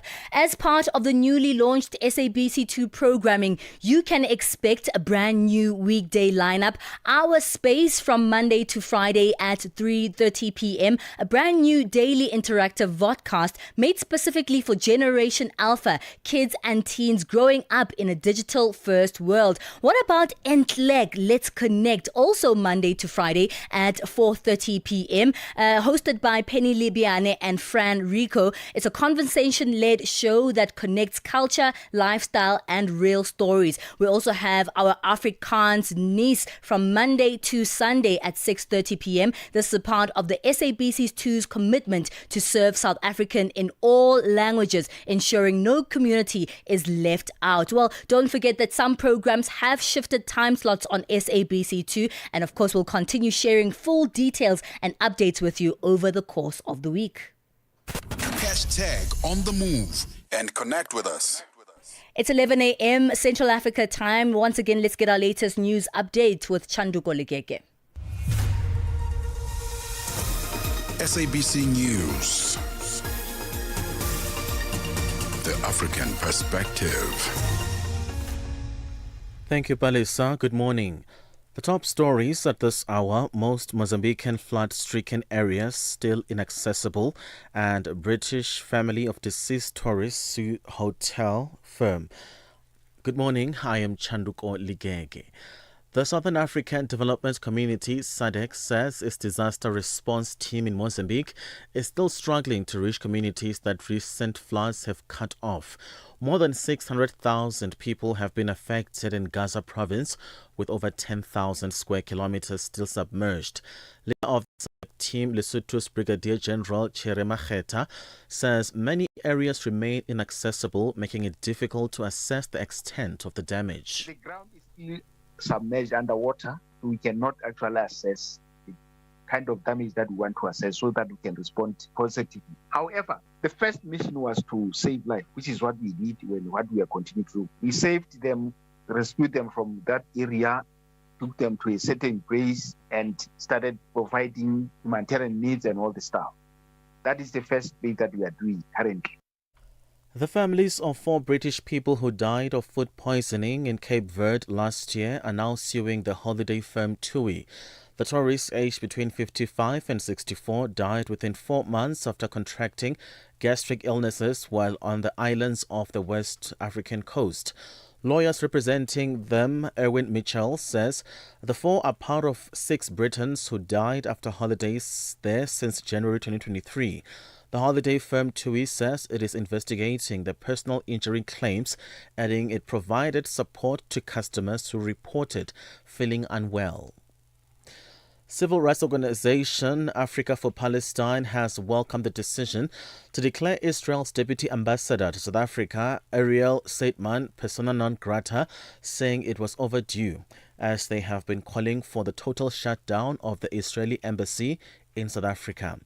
The Department of International Relations and Cooperation has announced that Seidman is required to leave the country. In a statement, DECO says the decision follows a series of unacceptable violations of diplomatic norms and practices, which pose a direct challenge to South Africa's sovereignty.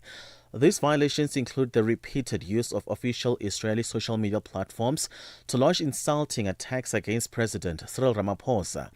Africa for Palestine spokesperson is Ali Komapi. It's well overdue. I think it's good riddance. Africa for Palestine has been calling for the closing of the Israeli embassy to begin with, for the expulsion of all diplomatic staff and diplomatic personnel of Israel from this country. We are quite pleased that the fellow has been kicked out of South Africa, but we want more. We want more to be done. We want the South African government to fulfill its commitment and severe and to cut all ties with the apartheid state of Israel.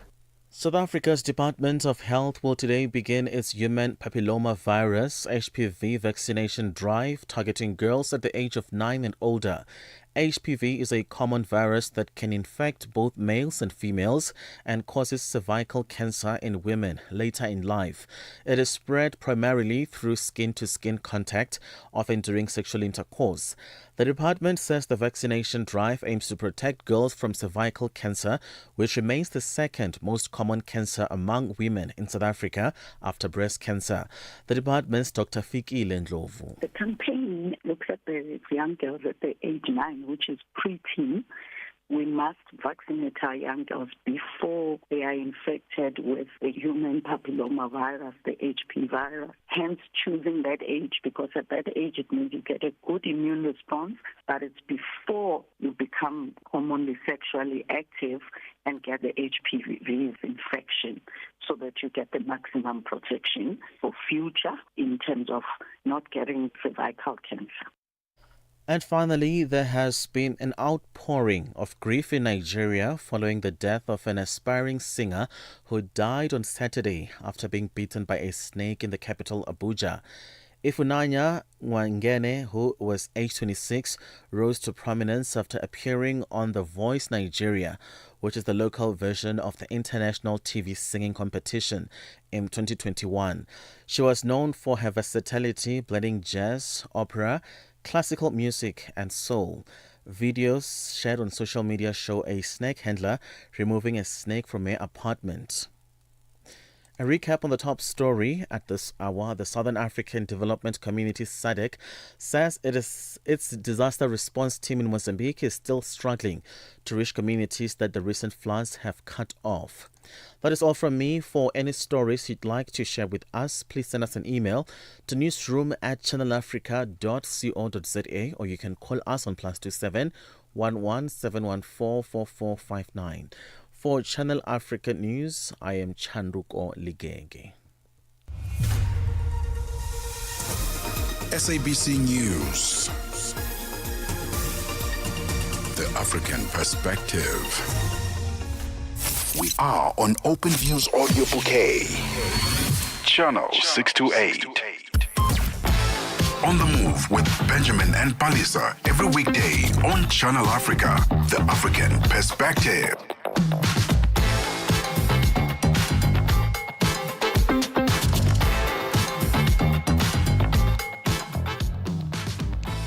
Thank you, Chanduko Ligege, for that news update. Thank you to our entire news team as well. They've definitely been keeping us updated. We have Chanduko Ligege on our news. We also have Figile Lengwati on sports. We'll also get that around 11:30. But also after that, we'll get our latest business news with Tabiso Lehoko. Great job, a news team over there. We're in the third hour of On the Move with myself, Palesa Tau. And if you're moving about, you don't know where to connect, and if you've just joined us, there's so many ways to engage. Download the Channel Africa app if you haven't already. We love to have you there. It's our own platform where we can make our Channel Africa circle bigger. So definitely you have to download that app. It is a must-have. Find us as well on our website, www.channelafrica.co.za. Other ways to engage, of course, if you'd like to see what I'm up to here in the studio, go to our live stream on Facebook as well as on YouTube. Well, in this hour of the show, we're talking fitness and nutrition. And, as we're settling into the year, it's so easy to reach early burnout because, you're still transitioning, you're still remembering all the great things you did on your holidays, and you're also looking forward to your next holiday already. So you can get brain fog, reduced performance around this time of the year. And we're tackling this with nutrition. How do we use food and nutrition to restore our focus around this time of the year? That's the conversation we'll be engaging with right here on The Move in this hour of the show.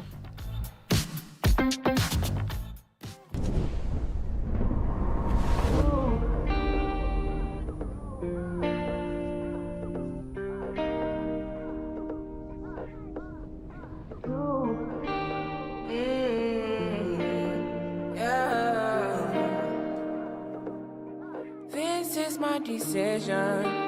This is my decision.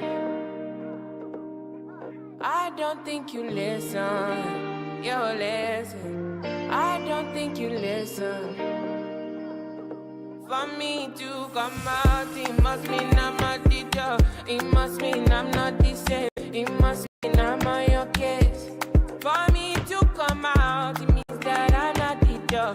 I want to show you my world.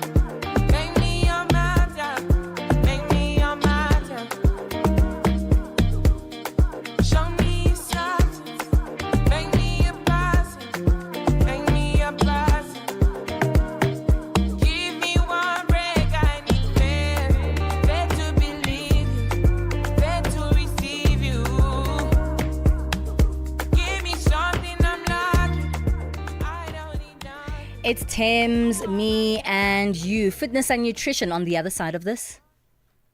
Africa Update on Channel Africa with Lulu Kabu. Congolese President Felix Tshisekedi has now accused Rwanda of violating the peace deal. Are you surprised at this latest accusation? This is literally days after a signing, a ceremony, so to speak.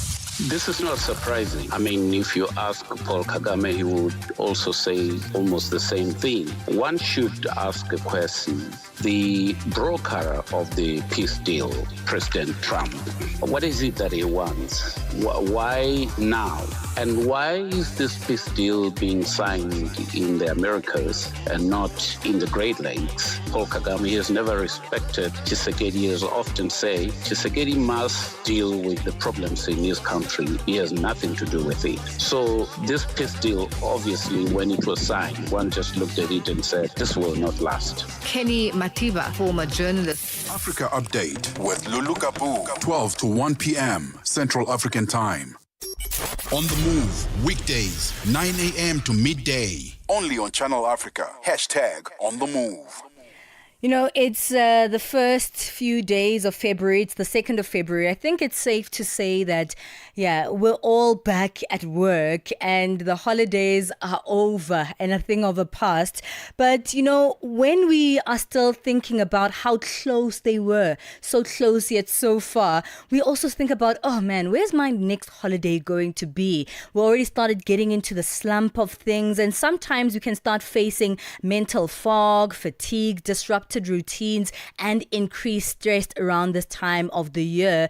This transition also impacts our brain as well as our body, and it often leads to reduced performance and early burnout. Today we'll be speaking to the founder and MD of Nutrition Wellness Dietitians, Mr. Omi Naidu, who will explore how nutrition can act as a powerful reset, helping restore focus, balance energy levels, and support emotional well-being. Omi Naidu joins us on the line. Thank you so much for your time, Omi. And your listeners, and thank you for having me on the show.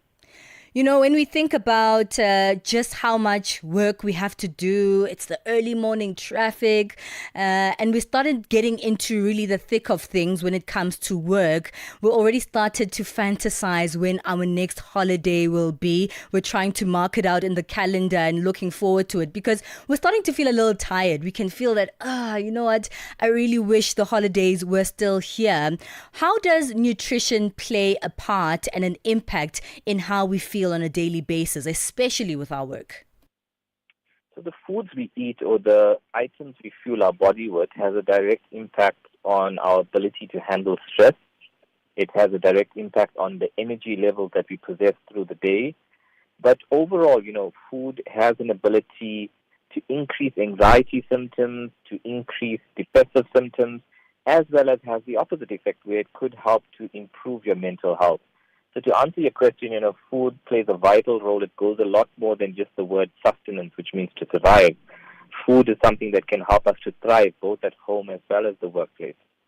Well, speaking about surviving, usually at the beginning of the year, right, when we put our goals out there, a lot of us say we want to eat better.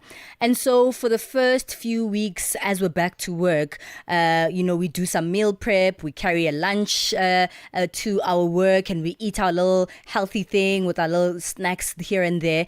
But once we start getting into a slump of things, we also start forgetting to prepare that lunch. We don't feel like we have enough time. We're a little tired to meal prep, and then we start eating at the canteen. We start, you know, getting takeaways with our colleagues during lunchtime at work, and we change our diets altogether. How does this irregular eating disrupt our routines? How does it affect our focus, our mood, and our energy? Okay, so essentially what you're talking about is what many of us face. You know, just as you say it, this weekend I was chatting to my wife, and I've got this huge calendar on the wall asking, you know, when are you planning our next break? It's February now, because I think we all start to feel the burnout sooner rather than later. So when we look at irregular eating patterns, when meals are irregular and sleep patterns shift over the holidays, our internal clocks, or what they call the circadian rhythm that governs sleep, hunger, and mood, they actually get thrown off. And this leads to poor concentration, low energy, as well as mood swings in the first few weeks back at work. Essentially, stress or celebratory eating spikes your glucose levels. You have a lot of fat in your food, and this then briefly boosts your mood for a short time, but then it's followed by a crash where your energy levels start to drop, and then you have another craving for something equally unhealthy. And this makes focus and productivity a lot harder in the workplace. So, irregular eating patterns directly contribute to how we feel, how productive we are, as well as how ready are we to take on the day's tasks. Right, so what should we do? I mean, at the end of the day, we start thinking like, I don't actually have the time for the meal prep. Sometimes you look at your budget and like, I think the meal prep is very expensive. So I'll just keep eating at the canteen. The meals there are cheaper and, they're quicker to eat. It's just there in our building. So I'm going to be fine with that. How do we start changing our mindset when it comes to our nutrition and noticing the patterns of how that also affects our work? So I think it's important to just seek professional help. There's an abundance of good dietitians, both in the government sector as well as the private sector, that want to walk that journey with individuals, meaning that there's no two solutions that work for everybody, meaning everybody's individualized. But just to start it off, you could think of simple, quick things that you could swap. We know that sugar is well known to be unhealthy because it increases your sugar levels, and that then affects your focus and concentration. And we know that sugar contributes to obesity over time. So could you swap out a sugary cereal in the morning for something with a lot of fiber, such as oats with fruit? Another thing is that we find a lot of patients tend to drink a lot of calories. So that's your cool drinks, your fruit juices. Could you swap that out for water and adding some lemon, or even just a herbal tea? In that way, you're cutting down on the calorie content. When we look at bread, rather than having white bread, swapping out to whole grain or brown. And then also the type of snacks we have around. Very often if we don't have snacks through the day, the go-to is a muffin or a donut at the canteen. So could you swap these out for some nuts, some seeds, some yogurt, even fruit as well as a healthy snack? And then the last one, as opposed to thinking of the healthy or the heavy lunches at the canteen, could you maybe pack something a little bit more healthier, which has a nice big protein portion? So that's your chicken or fish or beans, as well as some brown starch, so brown rice, brown pasta, or brown bread, with a bit of vegetables or salad. So just thinking about small things you could swap. I know that's a mouthful, but it's just essentially looking at what are the small things that you could change out for now. How do we remain consistent here? Because that's also a huge issue that, we deal with. We take these tips and we're like, okay, buy some whole wheat bread this week, get in some fruits and vegetables as a snack. And then eventually when those run out, we go back to, the level that we were before, and whatever we were eating before, we tried this reset out. How do we remain consistent? I think it's just to know that one of the easiest philosophies to use is the 80-20 principle, where, as long as 80% of the time you're doing well, the other 20% you can fall off the wagon, it's okay. The day that you open up your bread bin and you don't have whole wheat bread and you just have white, that's okay. But is there other ways that you can increase the fiber? Can you add a bit of lettuce to the sandwich? Could you have a lot more beans in that dish? It's just other ways that you can think about it. What research shows is that when people go cold turkey, inverted commas, where they just cut out things, big food groups in massive ways, that's not sustainable. And then very often they go back to their normal eating, and their weight then starts to plateau, go back up to where it used to be, or even higher than when they started. So when you look at sustainability, a big part of what dietitians do is that they formulate a solution that's going to work for you from now till your next follow-up appointment. It's taking that massive journey of health and wellness and breaking it up into monthly intervals or every 2 to 3 month intervals, so that you have an accountability partner. All right, Omi, stay on the line. We are going to take a short break and we'll get more tips from you on how we can navigate our nutrition for our professional well-being as well. It's 20 minutes past 11 Central Africa time. Africa, meet Abedi. Yeah, that's me. Abedi is a music lover through and through. I really love African music. He's got a taste for all kinds of tunes and spends his days listening to Channel Africa. Guess what? He didn't know. Okay. Channel Africa wants to help Abedi and all music lovers everywhere to discover even more incredible music.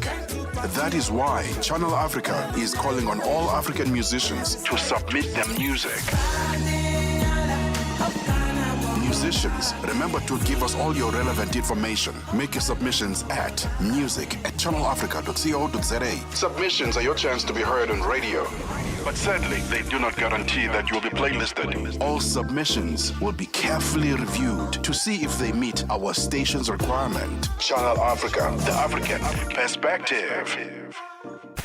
Keeping you on the know and on the move. I think we're having a very helpful conversation this morning with Omi Naidu, who is the MD and founder of Nutrition Wellness Dietitians. And we're looking at how professionals can reset at this time of the year by using their nutrition to boost productivity and well-being. Omi, let's go back into this conversation. Once you get a hang on things, so many different things can happen, especially in the work environment. You gave us an 80-20 rule. As long as we're doing great 80% of the time. In the 20% of the time when we're not feeling our best, when we feel like going back to our old habits, how can we navigate that tricky situation? Yeah, so I think it's just about planning it. There's this saying, failing to plan is planning to fail. So just as you plan and schedule your work meetings and your tasks that you need to do, looking at your diet and the foods you eat and what you're not going to eat, planning it out, making sure you have those items available on hand, such as the healthy snacks, doing your meal prep, as we spoke about, where over the weekends you're trying to make sure that your fridge has all the raw ingredients that you need, prepping as much as possible in advance. These are all things that set you up for success, because once you become on default or on a reflex action, very often we end up in a fast food drive-through grabbing supper, and we all are guilty of that because the demands of the day are so extensive. So if we as professionals could change just one habit, because, sometimes when we try to change our entire lives, our entire nutrition overnight, that's where, things remain inconsistent. So sometimes the way to start is just like one habit at a time, perfect that particular habit, do good at it, remain consistent at it, and then move on to adding another one. So if we could just change one habit right now to improve our productivity, our well-being through our nutrition, what would that one habit be? I think that one habit which would get the biggest bang for your buck, so to speak, is consistent meal timing. Eating at regular times trains your metabolism and your brain to stay alert. It improves your mood stability, as well as slows the stress and hormone spikes. So, overall, the routine trumps motivation, meaning that if at this time is your meal time, you plan for it, you prep for it, and also your body's glucose level starts to becoming a lot more regular, making you a lot more sharper and focused. So, consistent meal timing would definitely be that one thing for me. How do we tell the difference between high energy foods and low energy foods? Because as we start feeling that, that slump, we look at our, fridge, we look at our cabinets, and we're like, okay, I need something that's going to give me more energy, something that's going to get me through the days, through the 8 or however long I work in a day, but also that I don't get home and, crash immediately. How do we identify these different foods that will give us the kind of energy that we need? So I think eating for sustained energy, we talk about the plate model as an example, where half your plate is either vegetables or salad. So there's a lot of fiber and roughage in that, and that keeps your sugar levels up for a long time, meaning you get sustained energy. A quarter of your plate is your protein, so your chicken, your meat, your fish, and a quarter of your plate is your starchy foods. So remember, the starchy foods is bread, rice, potato, pasta. Now the big thing about sustained energy is the paradox is that when we have too large starch portions, so, the stuffed in with a whole lot of putu or a whole lot of rice, very often after that meal you have a bit of an energy slump. And that's because there's too much of carbohydrates, too much of glucose. So eating for sustained energy is adhering to the plate model analogy. It's something that's simple, that can always be done. And then also just remembering that, the more you take things out of a box or things that are very processed, they very often have a lot of the good nutrition removed from it in order to preserve the shelf life. And those are normally items that don't have a very good sustained energy approach. So having more natural and more of a holistic diet can definitely help in terms of energy levels. We'll leave it there. Omi, thank you so much for your time this morning and sort of helping us with our productivity. I think we all need it because we can't wait for the next holiday, but we also need to be as productive as possible and show up as our best selves, in our work environment. Thank you so much for your time. Where can we go to find out more about nutrition wellness dietitians? Yeah, sure. So we offer bookings throughout the country virtually in the comfort of the patient's home. And that number is 033-342-1146. That's 033-342-1146.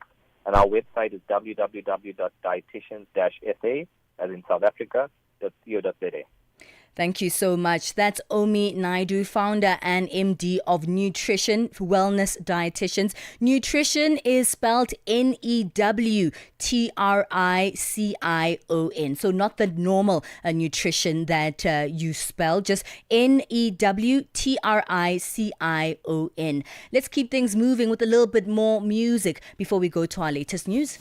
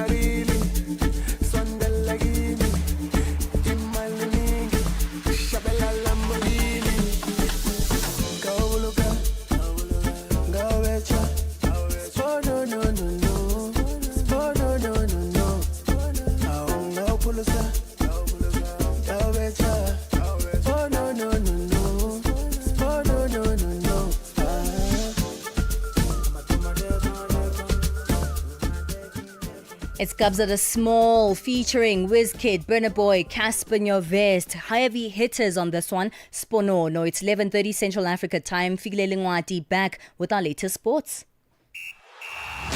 Sports. on Channel Africa. The African Perspective. Start off with the cricket news. Marizan Cup's 3 for 30 and Laura Volvart's 47 guided Delhi Capitals women to a 5-wicket win over UP Warriors, sealing the sport in the Women's Premier League WPL Eliminator. Jemima Rodriguez finished unbeaten on 34 as Delhi chased 123 with 8 balls to spare, leapfrogging Mumbai Indians women into the third. The Warriors ended bottom, while Delhi now face Gujarat Giants women for a place in the final against Royal Challengers Bengaluru. On to football news, South Africa's Minister of Sport issued a statement clarifying that Morocco remains the official host of the 2026 Women's Africa Cup of Nations following confusion over remarks by Deputy Minister Bertha Peace-Mabe about the tournament. The statement, signed by South African Sports Minister Gaten McKenzie, said Mabe's comments were misinterpreted. South Africa had only expressed its readiness to support the Confederation of African Football (CAF) if alternative arrangements became necessary. The ministry emphasized that any future possibility of South Africa hosting the tournament would require official CAF confirmation and government. McKenzie concluded that Mabe's remarks do not in any way confirm South Africa as host, but they reflect the country's commitment to supporting African football and readiness to host major events. And former French World Cup winning captain Marseille Desailly has urged Bafana Bafana to prepare thoroughly and perform from the outset as they set their sights on the 2026 FIFA World Cup. Desailly lifted the World Cup in 1998 alongside football greats such as Zinedine Zidane and Thierry Henry. He emphasized that strong performances in the first 2 matches are crucial for building confidence, belief and momentum.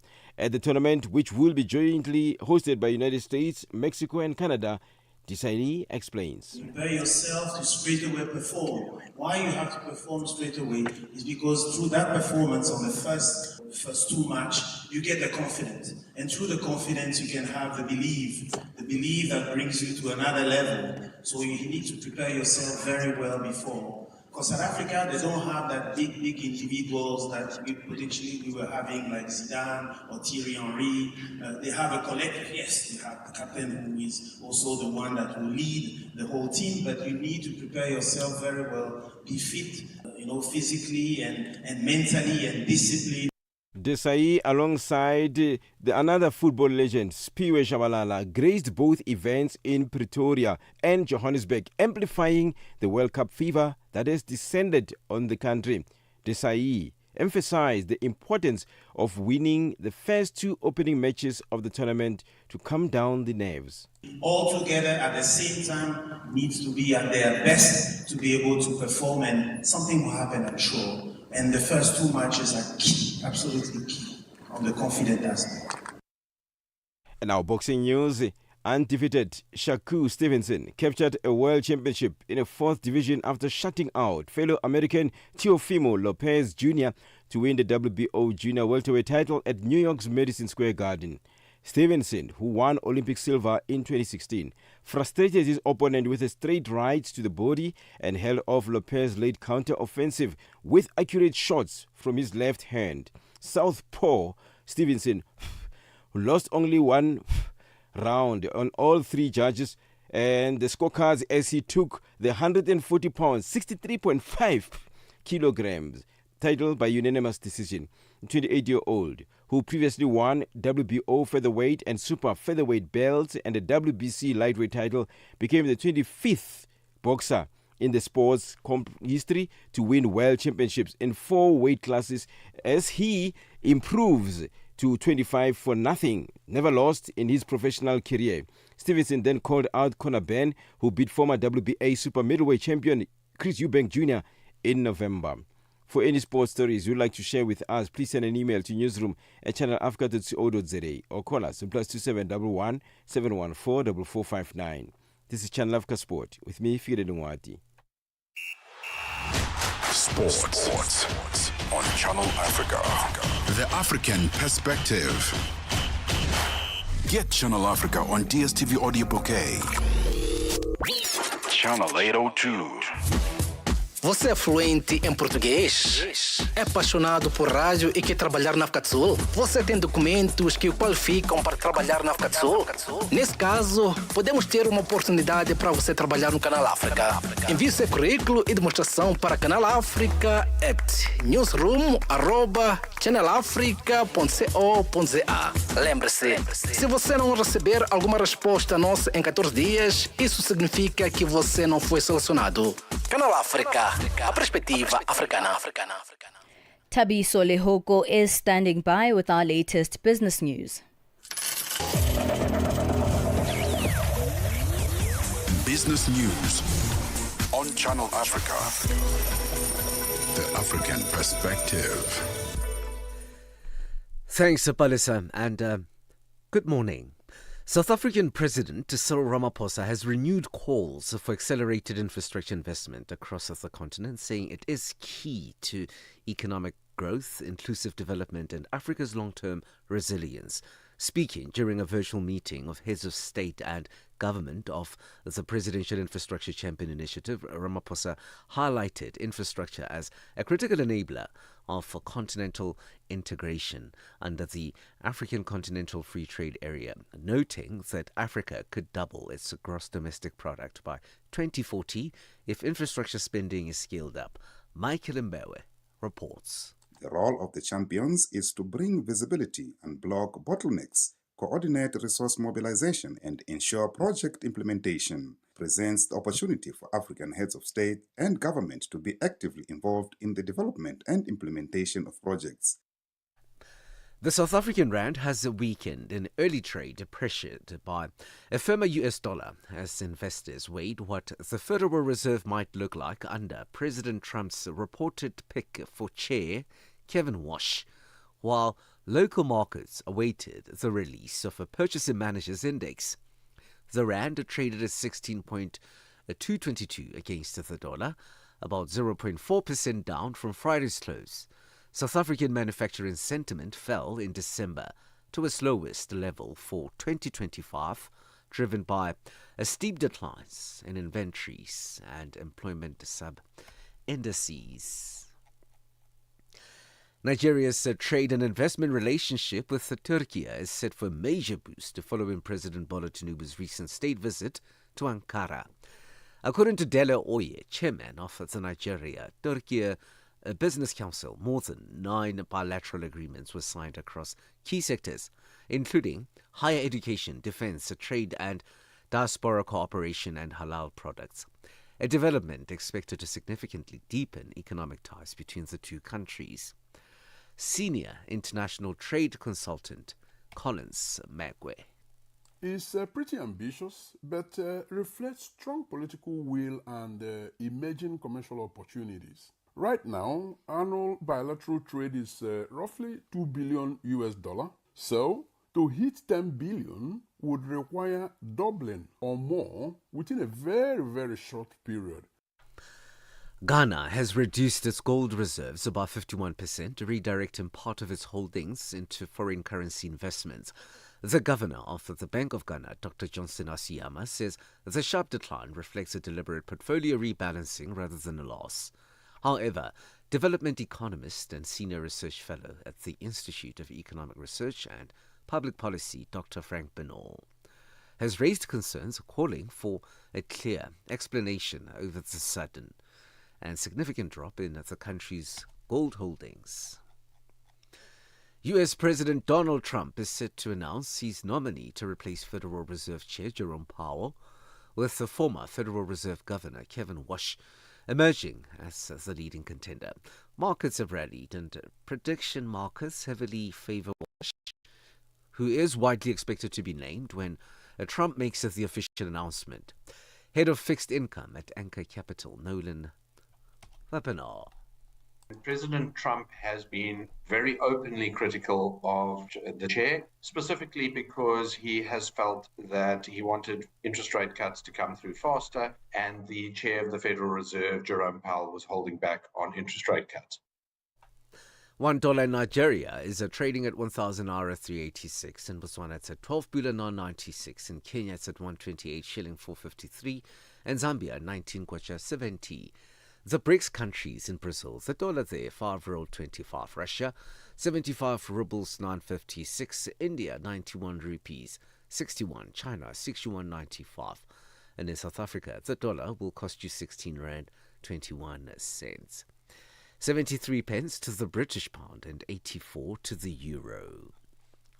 Gold is trading at $5,183 and platinum $2,494 per ounce. Brand crude oil is at $69.96 a barrel. For any business stories you would like to share with us, please send us an email to newsroom@channelafrica.co.za or call us on +2711 714 4459. For Channel Africa Business in Johannesburg, I'm Tabisolo Hoku.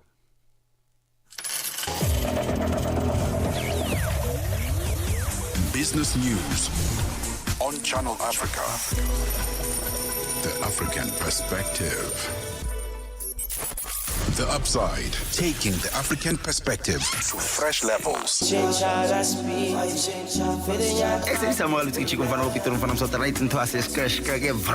From Channel Africa, about to have ourselves a good time right now. It's a whole thing. You've partnered up with Focalistic, based on a true story. You know, it's actually crazy for you to put it like that, partnered up. You know, this is someone I look up to from a very long time. 3 years ago, we put out a single, Pele Pele. Yeah. You know, that was my first record with him. This project, based on a true story, the album was so highly anticipated and premeditated on our end, you know, because something we constantly, you know, kept on going back and forth about, but we never actioned it. It's actually quite crazy because all of this is happening whilst we are both working on our albums. You know, I'm working on my album 31314 because there's a record, 31314, the interlude. So it's like a prelude to the album, you know. Let me pronounce it properly. Is it 31314? 31314. The Upside, live and real. It's dynamic. We're officially 7 days out from the new era on SABC2. A full week to go, and already you can sense momentum building across the lineup. As part of the newly launched SABC2 programming, you can expect a brand new weekday lineup. Our space from Monday to Friday at 3:30 p.m. A brand new daily interactive vodcast made specifically for Generation Alpha, kids and teens growing up in the digital-first world. Entlek Let's Connect from Monday to Friday at 4:30 p.m.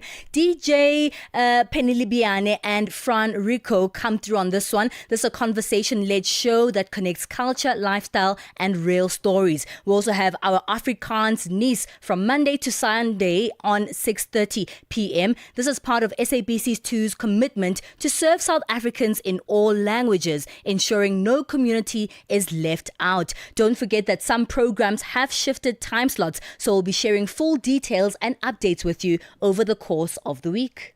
No interruptions, just the music you love on Channel Africa.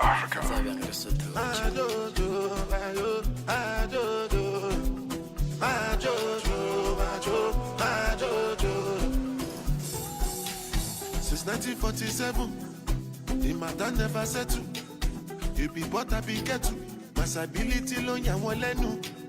Better recognize, greatest of all time. No other name then go call mine. As I they shut it, I'm not nice. Monday, Tuesday, Wednesday, as long as I jalaba, and they call me the Godfather. Move like an Italian.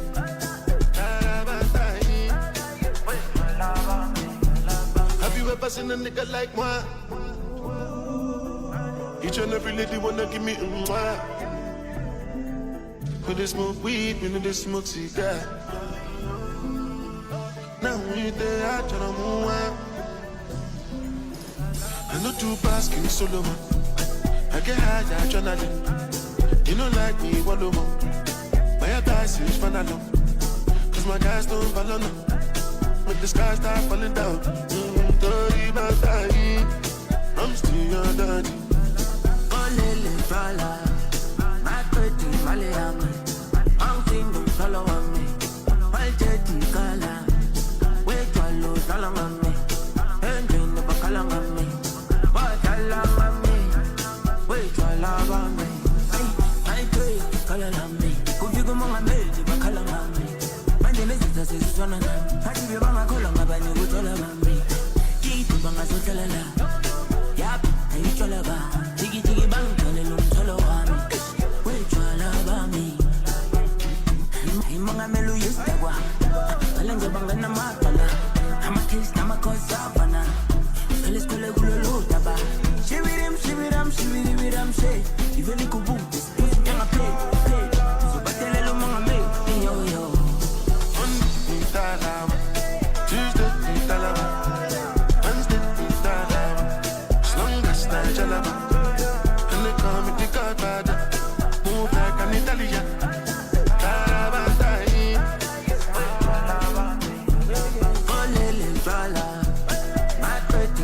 yami. I'm single, follow me. My dirty color. Wait while you tell on me. And in the bacalang on me. What I love on me. Wait while love on me. Hey, Twala, Bami, Twala, Bami, Twala, Bami, Twala, Bami, hey, Twala, Bami, Twala, Bami, Twala, Bami, hey. Moving to a world of African music. This is Channel Africa.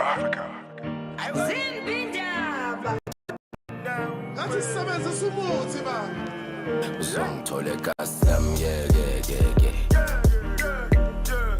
Chilile ngiphethe ezinye zami ngeke Siqinile sucova kwasani ngeke Sichimile aphela nezami sibekezele Spirit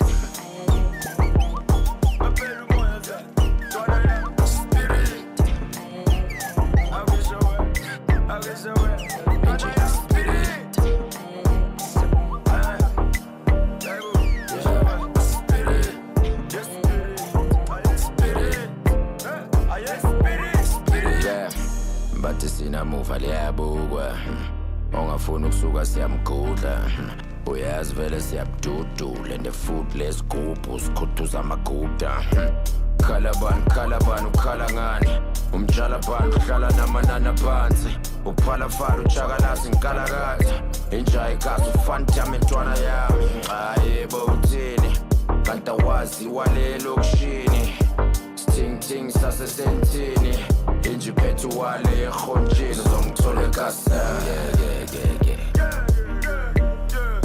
chilile ngiphethe ezinye zami ngeke siqinile sucova kwasani ngeke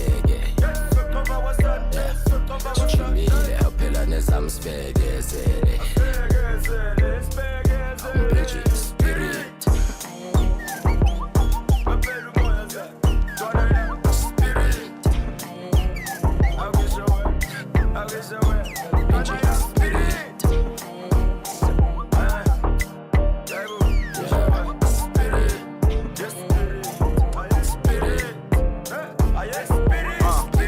All I get is money, talking 100. My city say I run it cause I never ever fumble. Every time I say it, make the pretty woman love me. I can be a poet, be her homie, be a plumber. Sunset summer, all black puller. I got more gas than the H3 Hummer. I'm baked up, really, gorilla or grizzly. Landed, let's get it, on the way to Surulere, let's get it. This shit by repetition. My outfit hit for a Conor McGregor ticket. Wally for long, really the hardest to rep the city. 100 euro by demons, you dreaming of messing with me. Chilile ngiphethe ezinye zami ngeke siqinile sucova kwasani ngeke sichimile aphela nezami sibekezele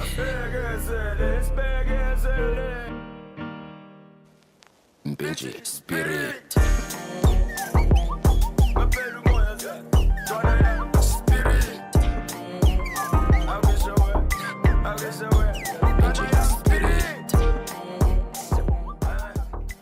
It's Questa featuring Wale with Spirit. Lulu Gabu is here. Let's find out from her after this break what's happening on the Africa Update. Madapiri bazoshitika.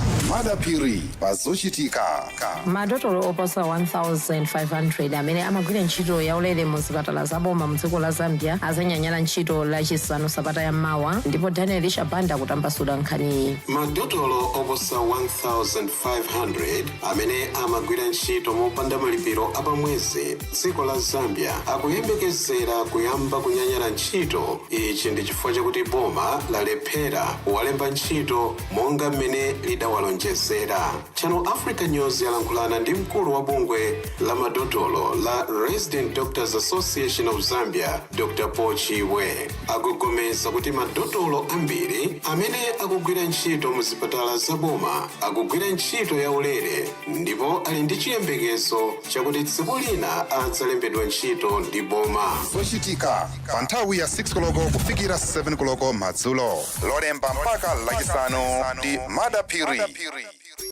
On the Move, weekdays, 9 a.m. to midday. Only on Channel Africa. #On the Move. After On the Move, we have the Africa Update from 12 p.m. Central Africa time. Lulu Gabu is here to let us know what's coming up. Good morning, Lulu. Good morning. It's a happy Monday. Happy Monday. Good weekend? Yes, it was. How are you? Good. No complaints. All right, so a lot coming up on Africa Update. I mean, the week has started with some interesting stories that are unfolding, and we'll see how that follows through. But on Africa Update, we are going to be focusing on what's happening in Guinea-Bissau. Domingos Simoes Pereira, leader of the opposition in Guinea-Bissau, has been released from jail. So we'll be unpacking that with the political analyst Tendai Mbanje. He'll unpack exactly what it means and you know how long he's been in prison for. Is it since the elections? You know, and exactly why he was imprisoned and how did he get released from jail? Is there a case that's still pending? So we'll be unpacking that with Tendai, and then also the Madlanga Commission continuing to hear testimony this week. I mean, what's happened from what happened in the Madlanga Commission last week? You know, there's the Hawks, ahead of the Hawks and KZN saying that he is now in hiding because he fears for his life. You know, his gadgets were taken from him over the week, I think last week, Friday or Saturday, we're not sure of the exact, but I think it's Friday, where his gadgets were taken, his cell phone and everything that I guess he uses. And, you know, because of that, he says, and in the Madlanga Commission, he says now his life is under threat and he is in hiding. So what that means and how it will unfold is going to be an interesting one. It's a common theme, right? It is. And I think... yeah, for me, immediately I heard that, I just thought, wow, okay, they've already lost somebody lost their life in December. And then also Brian Mukhotsi's been insisting on getting protection, security. Well. So it's a very interesting one. All that and more on Africa Update today. That's the Africa Update with Lulu Gabu right here on Channel Africa. Well, it's not over until it's over. Let's get a little bit more music. This is Paki Chenzu with Millions Boy. 13 milli with another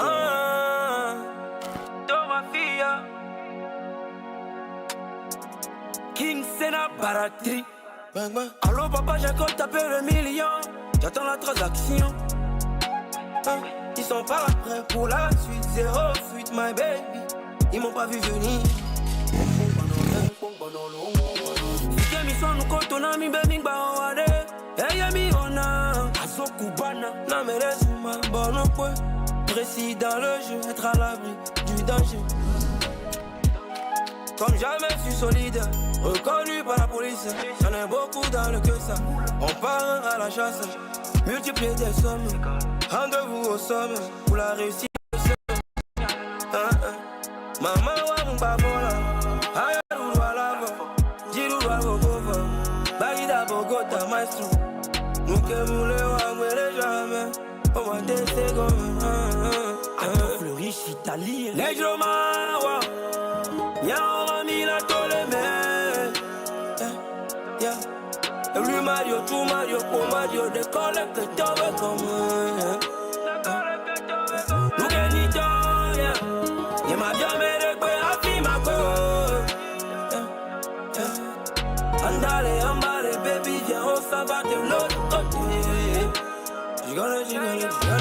J'avance seulement, j'avance seulement, j'avance seulement. Oh, j'avance seulement. J'avance seulement, j'avance seulement, j'avance seulement. Oh, j'avance seulement. Charlie, moi j'avance seulement, j'avance seulement, j'avance seulement.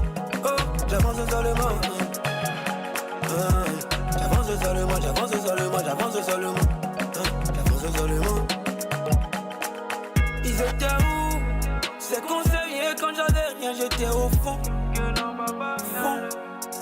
m'as blessé. Je t'ai blessé, au final tu trouves sur mon vie. On la voit kilo, je suis sorti d'un dos. Moi j'ai fait la queue. À chacun sa croix, rien n'est gratuit. Tout le mieux dit. Negro Mawa, Yao Ramila Toleme. Yeah. Every Mario, two Mario, four Mario, they collect the job and come. Look at each other. You might be a better way, I see my boy. Andale, baby, viens, on s'en va de l'autre côté. J'gonna.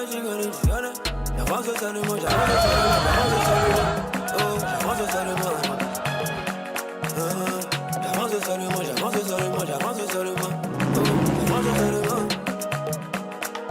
Charlie, moi j'avance seulement. Oh, j'avance seulement.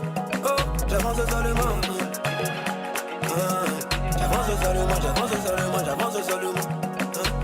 seulement. À Pékin, Bogota. Travail de l'eau. Marie a oui.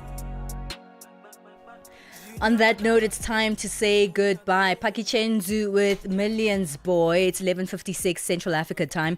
It's been a good one, and let's do it again tomorrow. I'm leaving you in the safe hands of Lulu Gabu, who'll give you the Africa update. Stay right here on Channel Africa. Have a great day.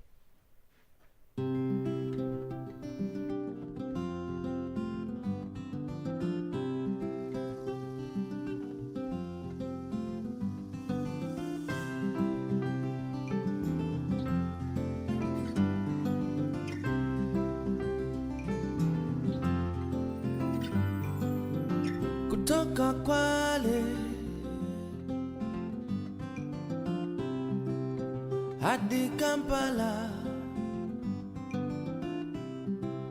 mwendo wa joka sio haraka.